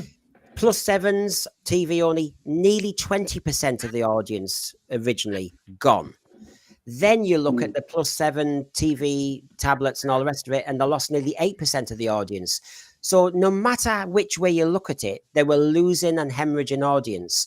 On top of that, they were drafted in, got rid of Chibnall because he was hemorrhaging viewers. So all we've done is continue in the same direction. And yes, I suppose you have to grasp whatever straws left, saying, well, we've managed to find some of the kiddies who actually don't watch telly, and we've managed to get them to sit down for a bit. I mean, that's not got a future at all. Because the truth is, sorry, Mike, I'll just finish this sentence. Yeah, go for it. These are just figures for somebody who watched it. That doesn't mean they're going to stick with it. And what my concern is, when you hide the audience appreciation figures, you'll then know, right? So say 10 million watched an episode of Doctor Who. Did they love it? Because RTD said he wanted to win over fans. He wanted them to stay with the Doctor Who forever. So basically, it doesn't matter whether they watched it or not on repeat or whatever. Did they appreciate the episode? Did they think it was quality? Sorry, Michael. No, sorry, that's no problem. I was just going to ask you guys a question, which I think is a very important one. This is obviously a point in Doctor Who which is very dangerous because they've gone this direction now and it's not proved very popular.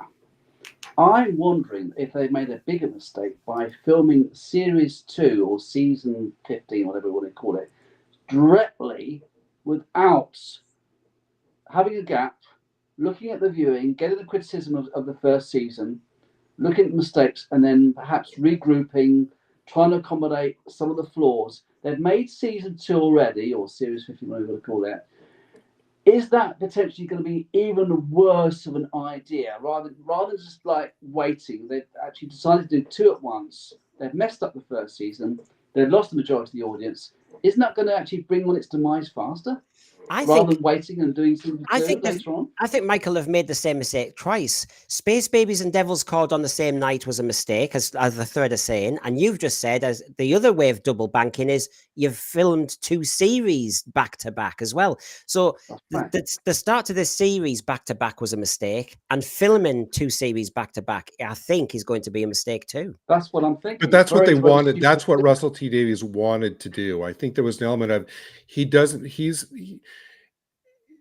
no part of him is concerned about what any of us think about the episodes. So I think that he filmed them all so that he can say, well, it's done. It's more of the same. It says, so he can say, well, sorry. I mean, can't, your input unfortunately is completely irrelevant because the, second season is already done. And I think there was probably an element that Mike, the reason he didn't do it is in case the reaction and the results are just like what they are, like what we're looking at. He would have to they would have to stop and kind of rethink things, or there was a possibility that Disney could come up and say, well, you know what, you took your shot, that's it. Right. This way, at least, he got paid because he got paid for both seasons up front. So he's fine. He already has his money, but filming both seasons at once removed the possibility that Disney or the BBC would step in and say, you know what, we're gonna pause it. And I must be right in thinking, with fans, yeah, you have all these rumors about commissioning yes or no, and we've heard different things from different streams. But I have to say, the truth is, every time I watch a TV program and it's popular, They normally, before the series ends, you hear the BBC or ITV say, and there's a new series. You know already the Night Manager, all of them. They name them. They actually say, and there's going to be a new series. It's been commissioned. It's so popular. Not a word on this one. I think yeah. Sorry, Brendan. I think they've already announced another one of House of Dragon. Have I got that correct? I don't know about House of Dragon, but I like House of Dragon, so I can't see why not. I mean, you know the normal thing is they do normally announce that it's a success, and they normally say, and we're building on that success, and we've already commissioned another series. You know, you remember the first series of Doctor Who in 2005, sorry.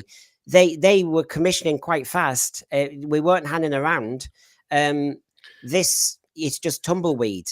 Now, if Disney was happy with the numbers, they'd be shouting them from the rooftop. Of course they would. Yeah, they would be like, it'd be all. They would make it clear, because I know they don't normally give out their figures, but they will indicate if something is successful or not. Yeah, just like they did with the Acolyte, because I mean they knew that, I guess, the first 2 episodes where they said, "Oh, it's the most streamed whatever of the week," they'd be coming up with some kind of angle to promote. Yes. Who just like that. The fact that there's been nothing is. And I think, I mean, partly they've hidden the audience appreciation figures, but they've also hidden the feedback. Now, I wanted to show you this to remind you where we started. Don't worry, I'm not reading the whole thing. When it was broken down, the church on Ruby Road, we'll go back to the beginning of Ncuti. They lost 360,000 viewers at 4 minutes 57, and that's when we had the nightclub scene. And so basically... Oh, really? Yeah. So basically, when you do 5-minute breakdowns, you can really, it's a bit like our own analytics on YouTube, isn't it? We can analyze, when people are switching off and all the rest of it. Yes, you can. And they can see that actually the moment you saw Ncuti in the nightclub, for right or wrong, they lost 360,000. And so therefore, I am going to just take an easy punt and say, when we looked at those other figures, the content, the messaging is just too much for people. And Jinx Monsoon, whether you like that person or not, whether you like the maestro or not, whether you like the Star Beast pronoun debate, all of them together are compounding, aren't they? And just causing merry hell, really. That's why I want to see the 5-minute breakdown for Rogue. Well, if we can find it, and I will keep looking for it. Have you seen it, Rachel? No, I haven't. We sometimes get them, sometimes we don't. So, but it is, I agree with you. I'd love to know how that went. And just to remind you, when we were comparatively successful, and this is a Christmas Day, Doctor Who then 4.73. And everybody goes on about, oh, well, Christmas was different. Actually, that's still not brilliant, though, is it? 4.73. What was the? I mean, the most recent Christmas special was the last Peter Capaldi episode, wasn't it? Christmas Day special.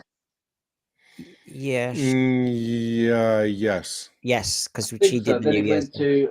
New Year, didn't it? And obviously, Christmas Day is not always the best indicator, because a lot of people are sitting around. They've had a Christmas meal. They've probably had a couple of drinks, and it's that. Well, I just chuck it on kind of thing. But you wonder. But as you say, Christmas Day itself, I know that it's lower than compared to, even though it's Ncuti's first standalone episode, which actually is quite a bad indication itself, because as you say, with Whittaker, with her first episode, that's massive figures for her first episode. People wanted to check it out.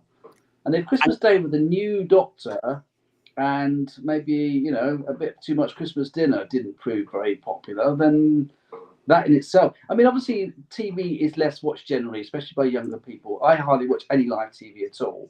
But, I still think that compared to other shows, it's done very, very bad in the 24 audience dynamic. It's just that as we keep, and I have to keep doing it because they see the same figures. You look at that purple line from the start of Geordie, and it's a slide. And then you see where I've placed the red and the green, which is this season, overnights and consolidated. What's RTD done? He's grabbed a few of them on the slide, but they're all going one way. The program cannot have a future if that slide continues, and actually it does. It's almost on the same trajectory. But I have to ask the most important question to you guys.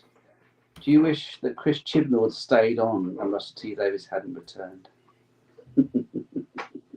I That's don't no wish commitment. either of them were there. Yeah, but I mean, what I'm saying, I always think it's an interesting idea. What if he had stayed and Russell T Davies refused to come back, and what we would be now? Whether we'd have another female doctor, perhaps, or If they were, wait, is your question? What would we, given the choice between only two options, either there's two options. RTD coming back Yeah. or Chibs continuing? Yeah, just those two I'd rather options, have just Chibs out of interest. continuing. Really? Yeah, that's what I was wondering. Yeah, I think that after what I've seen, I think I would rather have him continue for another, at least one more year, maybe a different doctor or something. Chibs was overall kind of like incompetent, Yeah. but what he did, and we'll be addressing this on Sunday, with the whole timeless children thing. Even with that, it could have been fixed, but what RTD has done is, intentional destruction. I can't class what Chibs did as intentional destruction. No. I agree. Yeah, wolf in sheep's clothing type thing. The ratings, take your pick.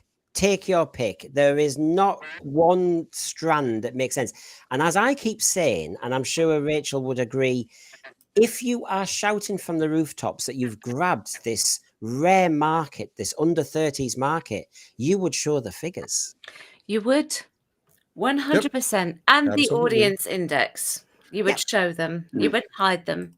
Yes, it's not for the media to be shy, is it? They're not normally shy about these things. No.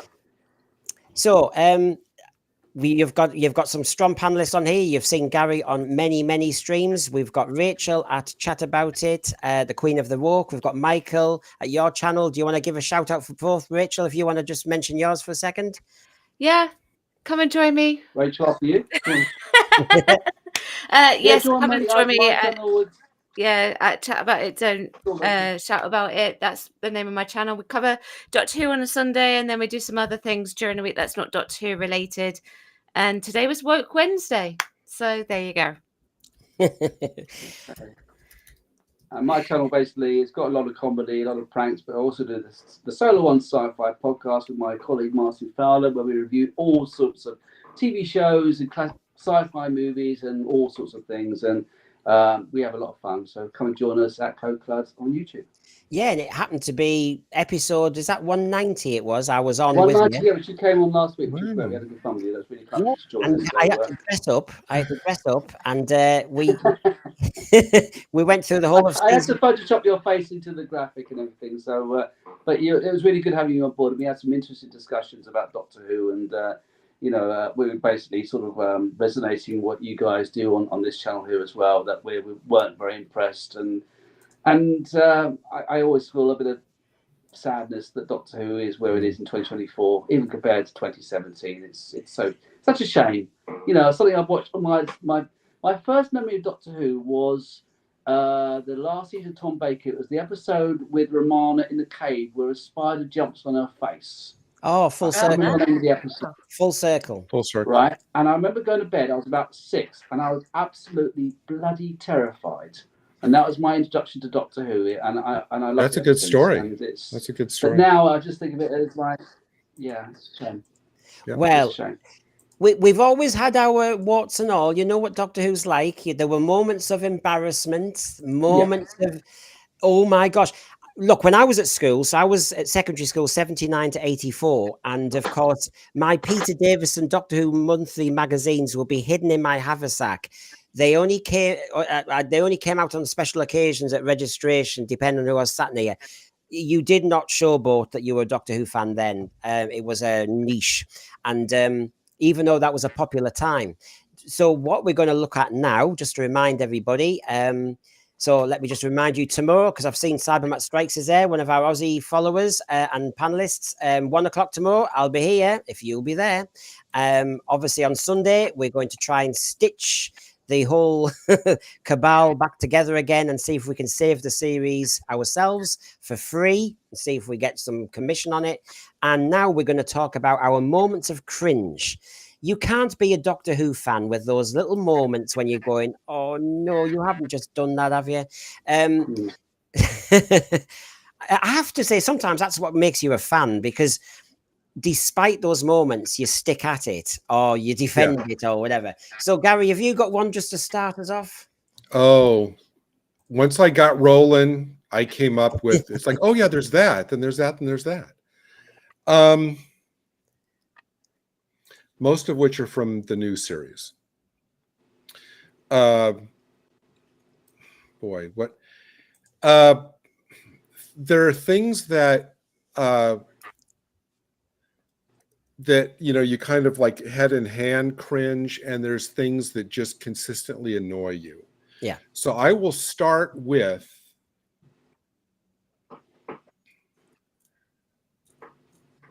the silence. Oh boy, it's too much choice. I will start with two short ones. One is the whole fam thing. I hated that. I thought that was fingers on a chalkboard every single time Jodie Whittaker said fam.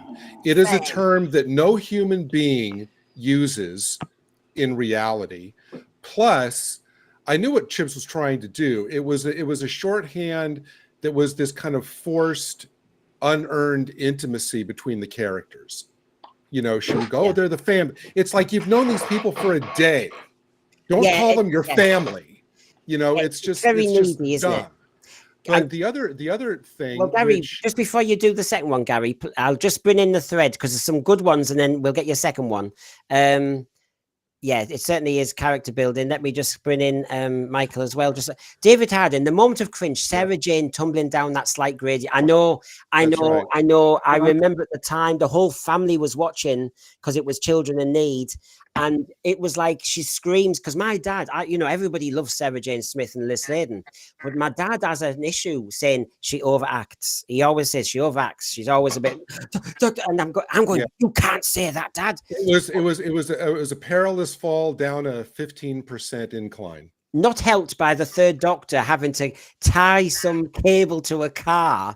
I mean, yes, I agree with that one.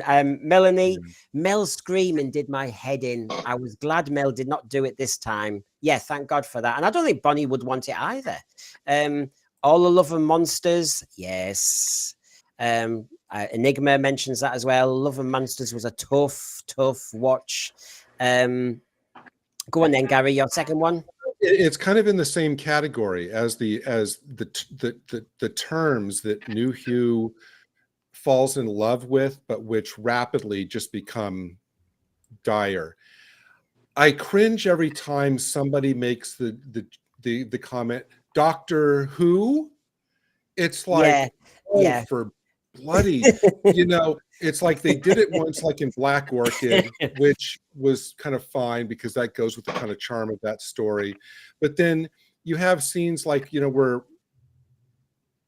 like from Christmas Invasion, where Rose says, that's the Doctor right in front of you. And Jackie says, what do you mean that's the Doctor? Doctor Who?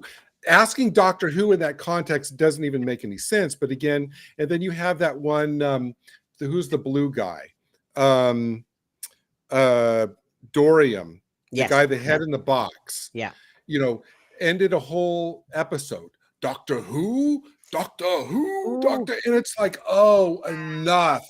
It's like, we get that you think you're being 100 times clever. Yeah. By quoting the name of the show in the context of the story, but it becomes stupid. Well, as I come to Michael, I'll just catch up with the thread again because these are nice quickies as well. Deadman, Missy also said she had an upgrade, but in that case, it was clever. Richard Brown has mentioned the honey. Paul Richards, Cringe is Gatwa saying babes all the time, very undoctor-like. Divine and Dragon, can you remember Doctor in Distress? Well, look, we've had therapy. Frank agrees it's honey and babes. It's not gone down well, that. Julianne Goodwin says, yeah, Liz Sladen didn't like that scene. And, I dare say it was all, woven together just to get everybody in the right place. David Harding. Yes. So, yes, I agree. And poor Caroline Ford. She must think every time she comes back to Doctor Who, it's like, really? I'm not screaming today, but I'm going to fall on some plastic rock. Cheers. What about Ncuti in his underwear? Cringe.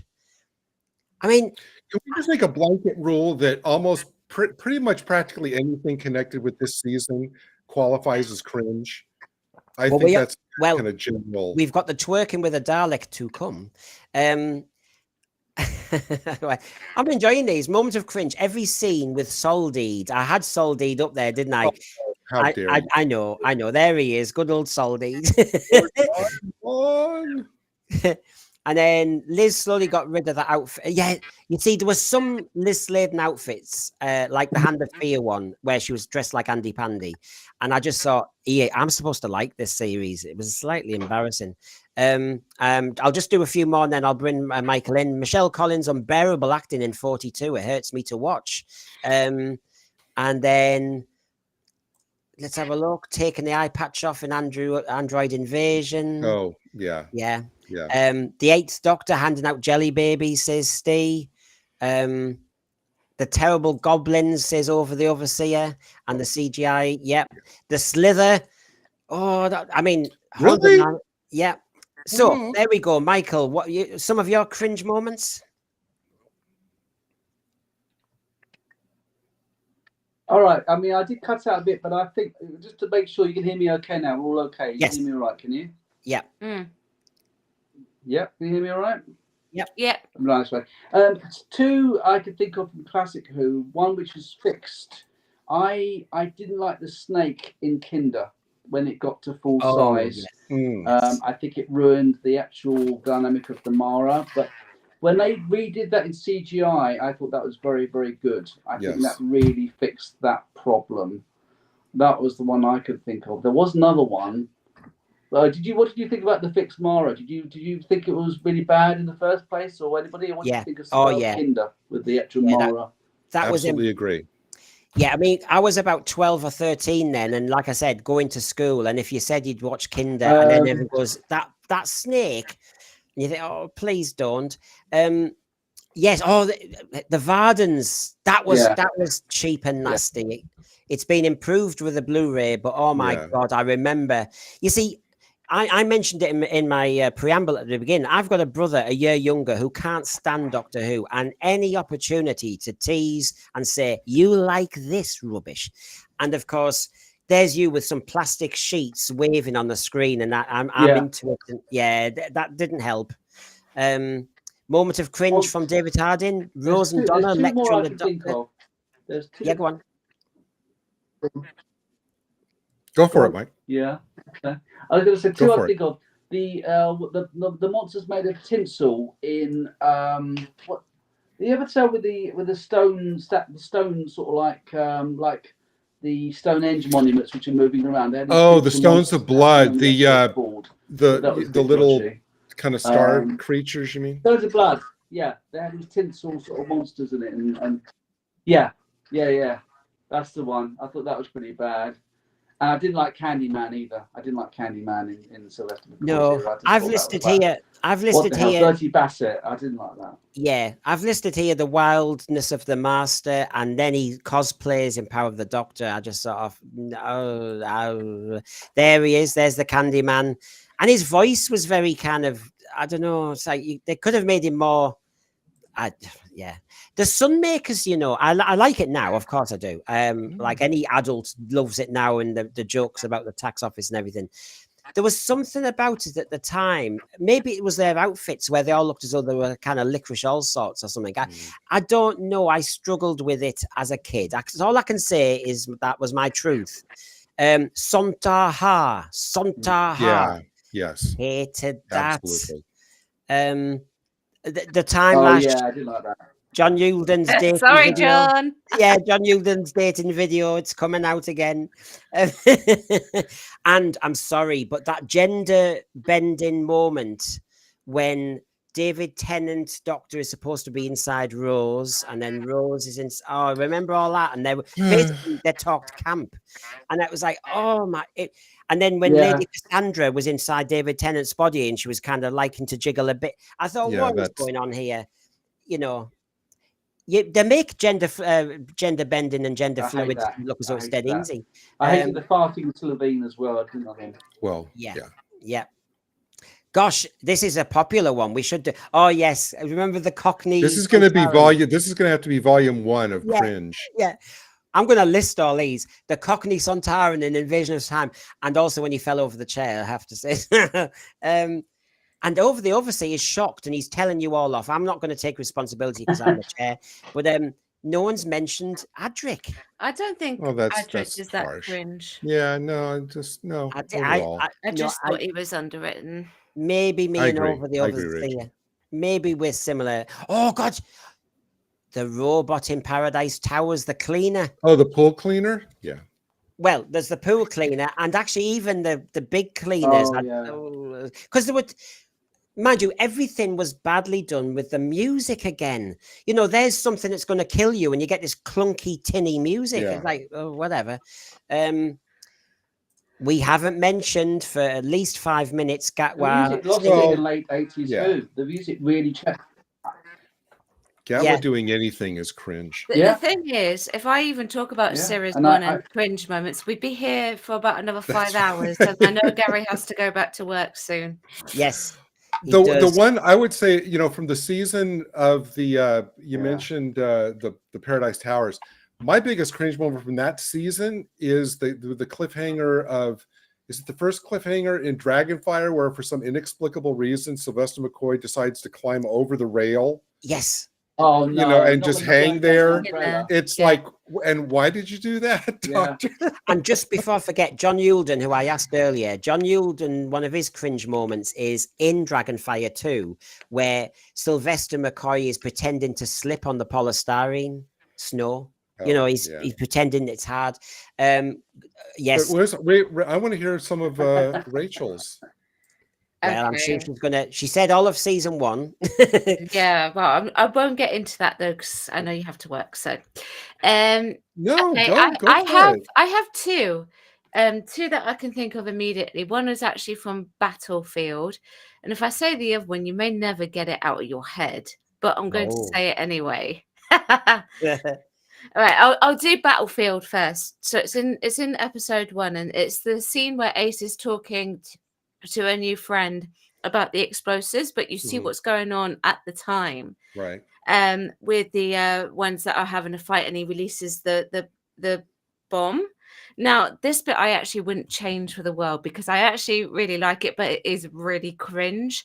And he throws the bomb, and there is a delay between the explosion and the body flying backwards. But the trajectory of the body doesn't match the explosion. It just goes up, and he just crashes through the roof, and there's no like scientific trajectory behind it. You know what? I just realized that scene needed a sound effect, like you know, as he flies off. Yeah, just boom, just straight up in the air, just flies off. No science behind it at all, and it's so cringe. But I wouldn't change it for the world. It's just, it's funny cringe. And then the second one is from Jodie's era of the Doctor, and it's her sonic screwdriver and the shape of it. It reminds me of a dildo. And the fact that it always breaks down. No subscribers left now. That's it. I'm gonna work in a chip shop now. That's it. I'm done. That's it. You're done. I've lost all your subscribers for you. Honestly, she's choked my channel. Look at that. Yeah. Honestly, I'm sorry. It just does, and it keeps breaking down. I mean, come on. Well. I mean, this is not going to go anywhere near that. This has got everybody going. Alonzi, David Tennant, I know, can't stand. We've got Richard Bryars, yes, chief caretaker. The Brummy Crotons, Paul Darrow. I'm stunned that nobody's mentioned. I'm stunned that nobody's mentioned the paving stone from Love and Monsters. That I'm stunned at that. Now I can't think for a second. You know when you have one of those elderly moments. Oh, The we don't go there. Don't go there. The monster in Andrews of Tyre. I can't think of one. Oh, the little kind of like the bear, the little bear with the horn on it. Yeah. Oh, I'll have to. You see, I'm was out in the saving the woods. key to time because I feel as though Blu-ray might come up, so I've kept away from it. Over the Overseer says the likely lads in Resurrection of the Daleks. Am I a clone? Ooh, yeah, I know. The only bit I liked nobody's mentioned the creature from the pit yet. And again, I will defend that. This is when it gets funny because I didn't see that at the time. I don't know why, but I didn't see that at the time. I like that. I like that story. I didn't. Yeah, I know. There's other bits of the story I don't like, and the jokes about the when he's chipping into the Tom Baker. We think he's dead, and then in episode 2 he's chipping in, and then he's reading a book about Mount Everest and stuff. Oh, there's a lot of great stuff in that story. It just when that creature first appears, you just kind of go, okay. Changing unit dates, time flight, the plasmatons, big silver turds. Yeah, that's right. Underworld, that needs love. I haven't watched it again on the Blu-ray yet. But the plasmatons, no. I thought I nearly was going to put Khalid down as a cringe because I think I was starting to realize at the time you don't do that. It was just, why is the master dressed as Khalid when he's in this? Yeah. It was a good story, but just it didn't have the budget. Again, it's another overambitious story. The web planets, the whole lot. Oh, how dare you over the Overseer? How dare you? I'm trying to keep. Honestly, this is the busiest this thread's gone. I mean, is this therapy for everybody? Now, Mike, did you say at the start that you said that most of your experience with Who it started with New Who, but you've seen classic, right? I mean, have you seen like the majority of the classic? I've seen every episode. Yeah, every existing episode. All right, yeah. There you go. Okay. So yeah. I'm gonna go. I'll toss in a couple, which again the Terran would-bes. I like both iterations. You like what? Okay. No, what did you say? Say that bit again. What did you just say? Oh no, I thought Mike said that. No, I was just saying that I've seen obviously all of classic Who and New Who. Okay. I'm going to toss in just a couple of. Yeah, I think my signal's playing up a bit, so I apologize. It's a slight delay. No. Another kind of general category of things that, in retrospect, just kind of wear on me. Yeah, is just the overuse of catchphrases. All the hello sweeties every time River appears, all the spoilers, and even things, I'll even throw things. I thought the only one of those types of things that worked for me is Chris Eccleston with Fantastic, because I think that to me came off as a genuine extension of the character. But if I had $1 for all the Alan Z's and the Geronimos and the Fezzes are cool or the whatevers are cool, it's like it was fun at the start, but after the 60,000th time, it just got kind of. Do you know what's interesting, Gary? As you're listing those examples, is for every person who says they didn't like the Sontaran doing something somebody else does, we've got the yin and yang on the thread, and I think this is the beauty of being a Doctor Who fan, which is some of us like the cringe moments, and other people found them properly cringy. It's that fascinating thing. I found the creature from the pit all right, other people didn't. It's why are we fans? It's so. I think it's hard to actually pin down, isn't it? We're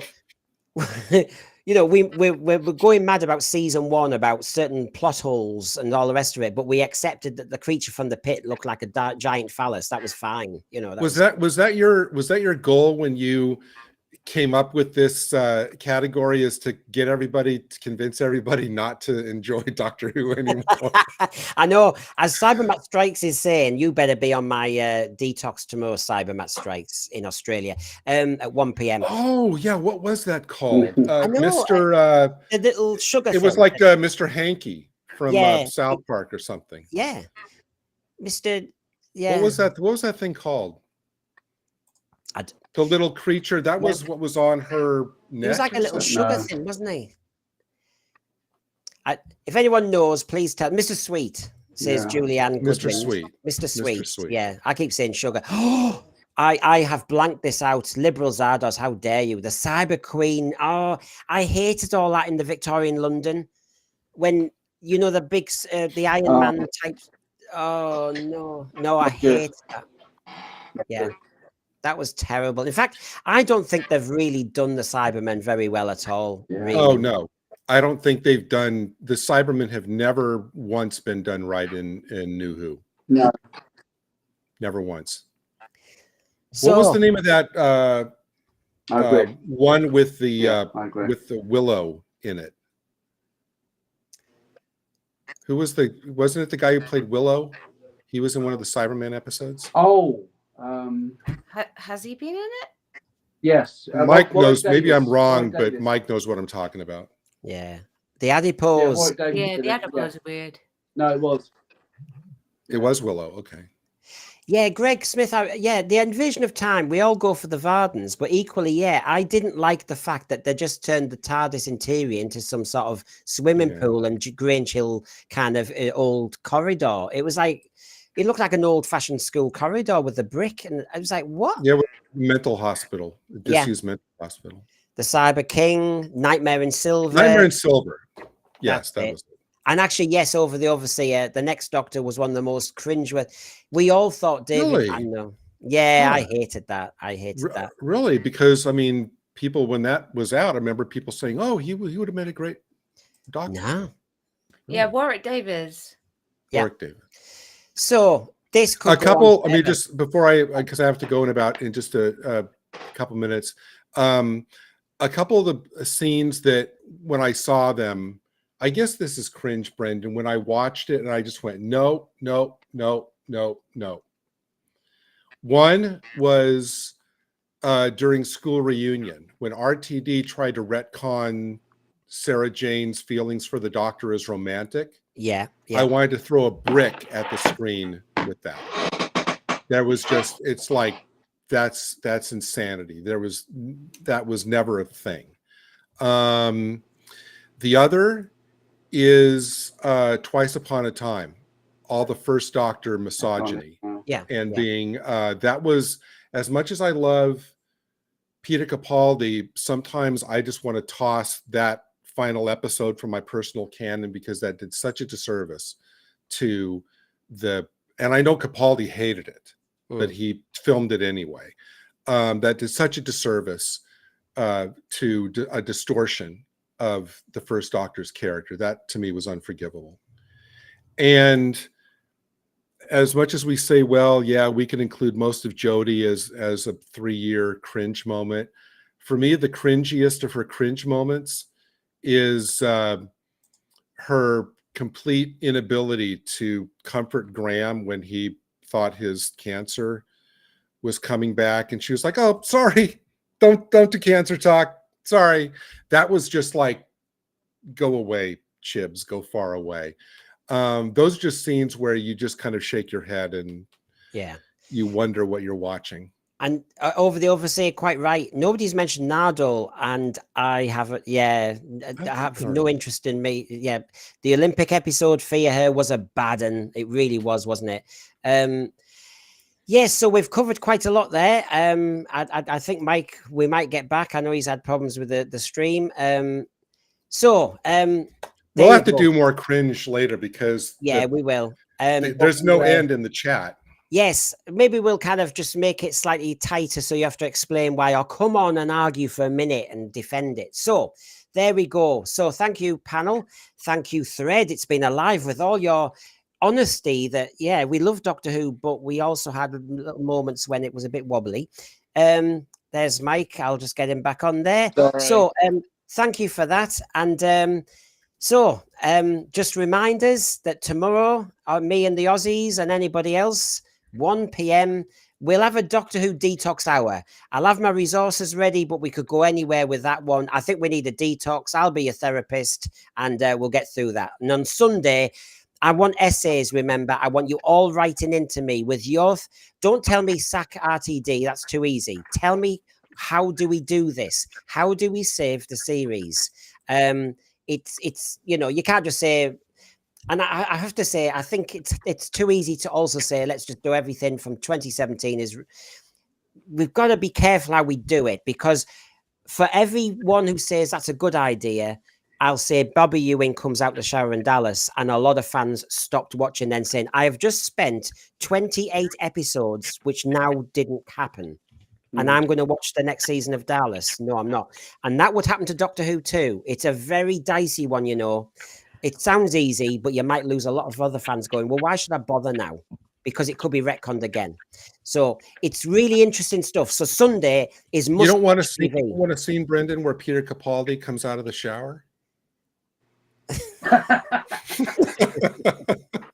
holding Jodie Whittaker's Sonic. I don't know. Oh, righty then. I mean, just she went there first. Wow. I did. It's all my fault, this stream. Yeah, it's all her fault. She picked the... Yeah, I know. She's Queen of the Rock, and she's made me the Queen of the Broke. No subs now. That's it. It's all over. Yeah, but I'm getting dodgy visuals now after these ideas now. It's like, how am I going to, You'll never see a Jodie Whittaker episode the same way again. No, that's it now. That's it. You've ruined it. You made that era ruined as well now. She's retconning everything. We don't need Chibnall or RTD. She's retconning it. Yeah. She's making us see it different. Everybody... Really, we had a good fun tonight. We need a laugh after what's happened, and we need more of that. And we'll be more positive also on Sunday. So join us. It's must-watch stream, because we are going to try and solve it. Right. Tell our team. Somebody write to him and tell him we're going to give him the answers. So thank you, everyone. Thank you, Rachel. Thank you for inviting me. Thank you very much. It's very... I'm sorry I was a bit playing up. Mike, don't worry. Absolutely. Good job. Don't worry. And you can find Michael there. He's done a lot more streams than me. You can find Rachael there. She's done a lot more streams than me. I used to have 940 subs. I think in a minute I'll look and it'll have gone down. No. So if anybody has got a spare sub, away, now's your chance before bed. Right then. And you can find me on any stream that talks about the shape of Jodie's Sonic. Yeah, he's almost as... Yeah, you can find him on all channels and all streams. Right then, everybody. Thank you for coming. See you again.